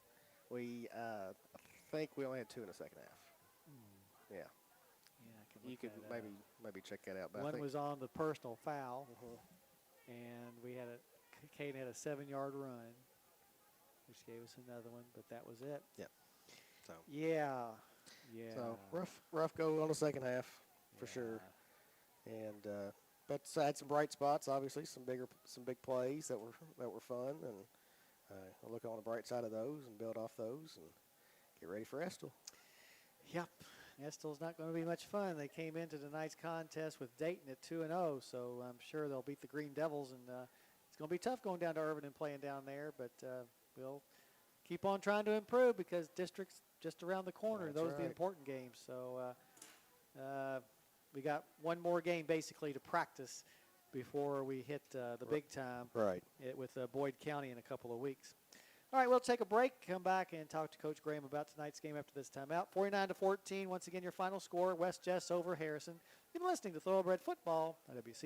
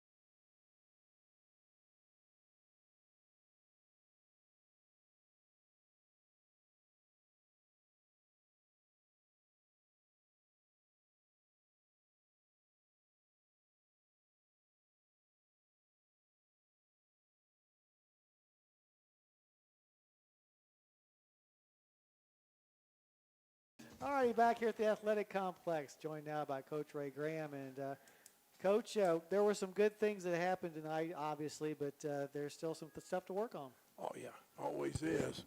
No matter if things go like super duper, there's always things to work on improvement. We've been fortunate dealing with, losing players that you practice all week Right. and certain positions. It makes it tougher, but you got to step up and continue to learn. So hopefully we can make enough progress where we can get correct the situation we got to correct where we can be more efficient and then get these W's that we all want to shoot for. But, there was a lot of good things, a lot of growth in some kids there. I saw some guys that really fought hard and made some improvement there, made some plays. We just got to put it all together, everybody doing the right thing. Our man coverage, we let them inside of us. Felt like we needed to go man coverage for the RPO game, And I think we got our eyes in the backfield, not focused on our man. We let them get the inside leverage. You got to force the outside leverage. You got to force them outside. You got to deny the slant stuff. Sure. They had a good team, and yes. we got a bunch of good players. So that we've lost to good teams, and we're going to play another good team next week. And then Boyd County's going to come, and I think they're improved, and that's going to be our first district game. We just got to grit our teeth and nose the rounds. We got 2 weeks for that district, and we're going to have a good opponent next week over there at Estill County. J.D. Tucker, do you know? Don't have any report. I asked J.D., I said, when did that hurt? You know, I said, was that just the last play? I think, which was a extra point or something, right? So he said, no. He said a couple plays ago. So whatever hurt him, you know, he continued to run and play for a couple plays, I guess, and went to see the film to see if he knows exactly if it was 2 plays before that. But the way he was describing it on the back of his left side of his neck made me think about pinched nerves like I used to get. He said it was down through his shoulder. But, you know, he was in quite discomfort, you know. So, you know, I just hope that that's all it is a severe pinched nerve, but we haven't had any kind of report right now. I'll sure be checking on him here in just a little bit. Caden Custer pretty much did it all tonight. He Ran for a he touchdown, plays passed for a touchdown, and had several key tackles as well. He was a heads-up guy. He was telling Malachi to give it to him, you know, while he was fighting for extra yards. Yeah. Caden just a heads up. He just fights. He looks for ways to win. I mean, he's just a winner.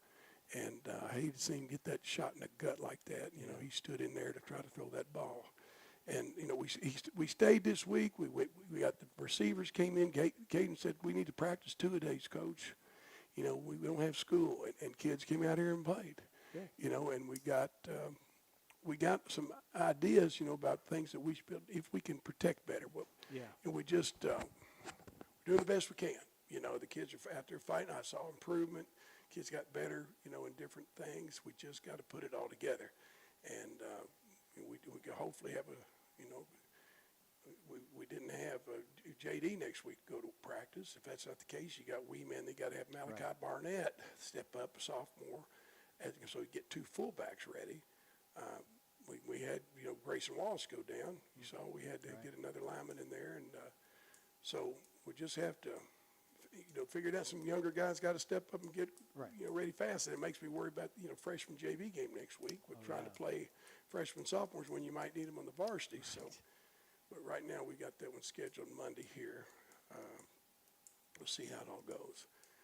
But you know, they had a nice team. Our kids played hard. We made some plays. You know, I think the RPO game that they had, you know, the linemen were able to get downfield maybe more than 2 yards. Yeah. I think they get pass interference that, you know, should have been called earlier. They could have helped us. But, you know, when it cut it to 35-14, you think, well, maybe, you know, there's a chance here to make something, you know, big, get some momentum and get some big, exciting things to happen. But it seemed like we just couldn't protect well enough to get kids to get in a spot where we could make a throw where he's not throwing on the run. Right. But I just made that decision that we were going to try to do. And, of course, that first touchdown, you know, that's something old Coach Hood, you know, he would do when we had Billy Faulkner, you know, putting that guy in motion and crossing. And Jacoby got loose and scored. It was sure looked pretty when he ran away from everybody, didn't it? Yeah. And so we just – you know, we just got to look at the film, got to look each other in the eye, look ourselves in the eye, you look ourselves in the mirror, and keep getting better. And we be any quit and any thoroughbred, and we don't like the outcome, so we got to do something about it. And everybody's got to do something about it. Every coach, every player, got to fight and keep the good fight going here. Keep the faith. 2 of your freshmen, Preston Williams and Jackson Zink, showing what their potential is. Oh, yeah, so my much gosh! I mean, you take. The Colin Winters that came down. If he pushes himself, he's going to be a really good one. He's kind of came in late '84, nice, long, you know, kid there that's still so young, you know. But boy, I see him in a couple of years really being a man if he gets in the weight room and really works. And you got some nice young guys. You know, you got Carson Marshall as a freshman. You got those 2 Preston and Zink are showing some outstanding potential, and some good sophomores and good juniors. So. You know, I hate to lose any of these kids. I want to have a good season this year. But, you know, you can see that there's a lot of potential for some guys to really grow a lot in the offseason, really be really good next year. But we got to do something. We got to get ready for Estill County and the first district game with Boyd County. And I know that it won't be easy because they'll be a running team. Now, they hurt us with the wing tee last year, and we had some good-sized guys. We're going to have to do a really good job. You're getting ready. Of course, the linebacker thing, you got Mikey and now Jackson left, you know, with Jacoby's. We put him back inside. this week. He got Preston, to play. He got him back. But Jacoby didn't last the whole game, and I knew he was going to get tired trying to run those routes on offense, then trying to play on defense too. And then I guess he hurt his back or something. He's got knee, it's hurt him, and an ankle, it's hurt him in the back, it's hurting him. So I don't know how bad he's hurt, but it sure would be nice to be able to see Jacoby play like he's capable of for 4 quarters here one of these days before too long. But we got to all do a better job, and every coach, every player, we just got to do our best. And I really enjoy seeing progress, and I know we made some progress. But, we're letting somebody have that many yards just really, really stings me. But we didn't make those checks that we need to make on that unbalanced stuff. They hurt us a lot with that unbalanced stuff, and we didn't get down there like we were supposed to. But we did spend a lot of time on offense this week because we felt like we had to, which took a little bit more time off the defense, which is, we just didn't get that unbalanced adjustment and that RPO, the slants getting inside. We didn't get enough live work with that good look that you can, with a quarterback like that. It's tough to get that look. If you got Caden on defense, he's the only guy who could give you that look, and he's playing defense. So it's tough, trying to get it all together. But we'll have to take a look at Estill County here and get ready for them now. And just be thankful for the kids win and hope JD's not hurt bad and Grayson's shoulder. And I think for my coaches, I think for the band staying, the cheerleaders, the people showing pep and enthusiasm for our guys. And I don't think our kids did any kind of bad talking or personal foul type stuff tonight. I think we got a blindside block. I don't think it was intentional. I think our kids played with good attitudes and gave their best tonight. So I'm pleased with them. All right, Coach, we'll further dissect tonight's game tomorrow at Roundtable, but appreciate you coming up. Yeah. Go Breads. We got to beat Estill. All right. We'll take our final break, come back, and name our Judy Construction Company player of the game after this. You're listening to Thoroughbred Football on WCYN Sports.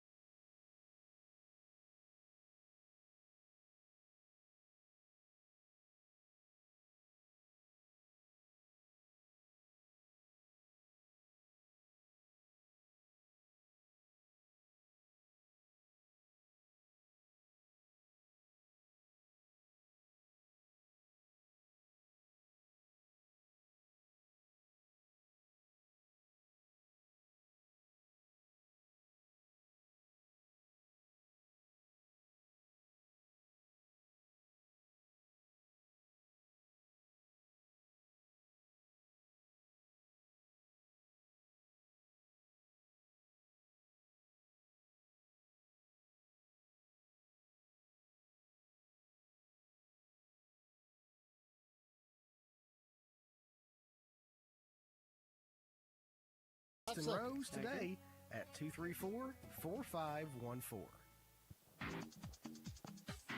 All righty, back here at the Hilltop. Time to name our Judy Construction Company player of the game. We're going to give it to Caden Custard. Caden just about did it all tonight. A rushing touchdown. He passed for another touchdown. He also had an interception and made several tackles as well. Yeah. So not throw the interception. Caught an interception. Caught an interception. That's we'll make sure. He also threw an interception. He did, but one. Yeah, we're not going to give it to him for passing an interception. No, but I just want to make sure people understand that's a quarterback. The quarterback He's running, passing, interception. and getting an interception. Yes, there you go. That's hard to describe. Yeah, and Jacoby White had a great game too. Yes, but we had several people have nice games tonight. It's just, Jackson Zink, gosh, he was all over the place. Preston Williams was all over the place. We had several people get multiple tackles. So, I agree with Coach Graham in that we are improving. It's just that we've just, because of the youth of this team, it's just going to take a little while. And the unfortunate thing is that get Estill County, then we start district when we really need to play our best. So hopefully we'll be ready. Boyd beat Green up 10-0. Okay.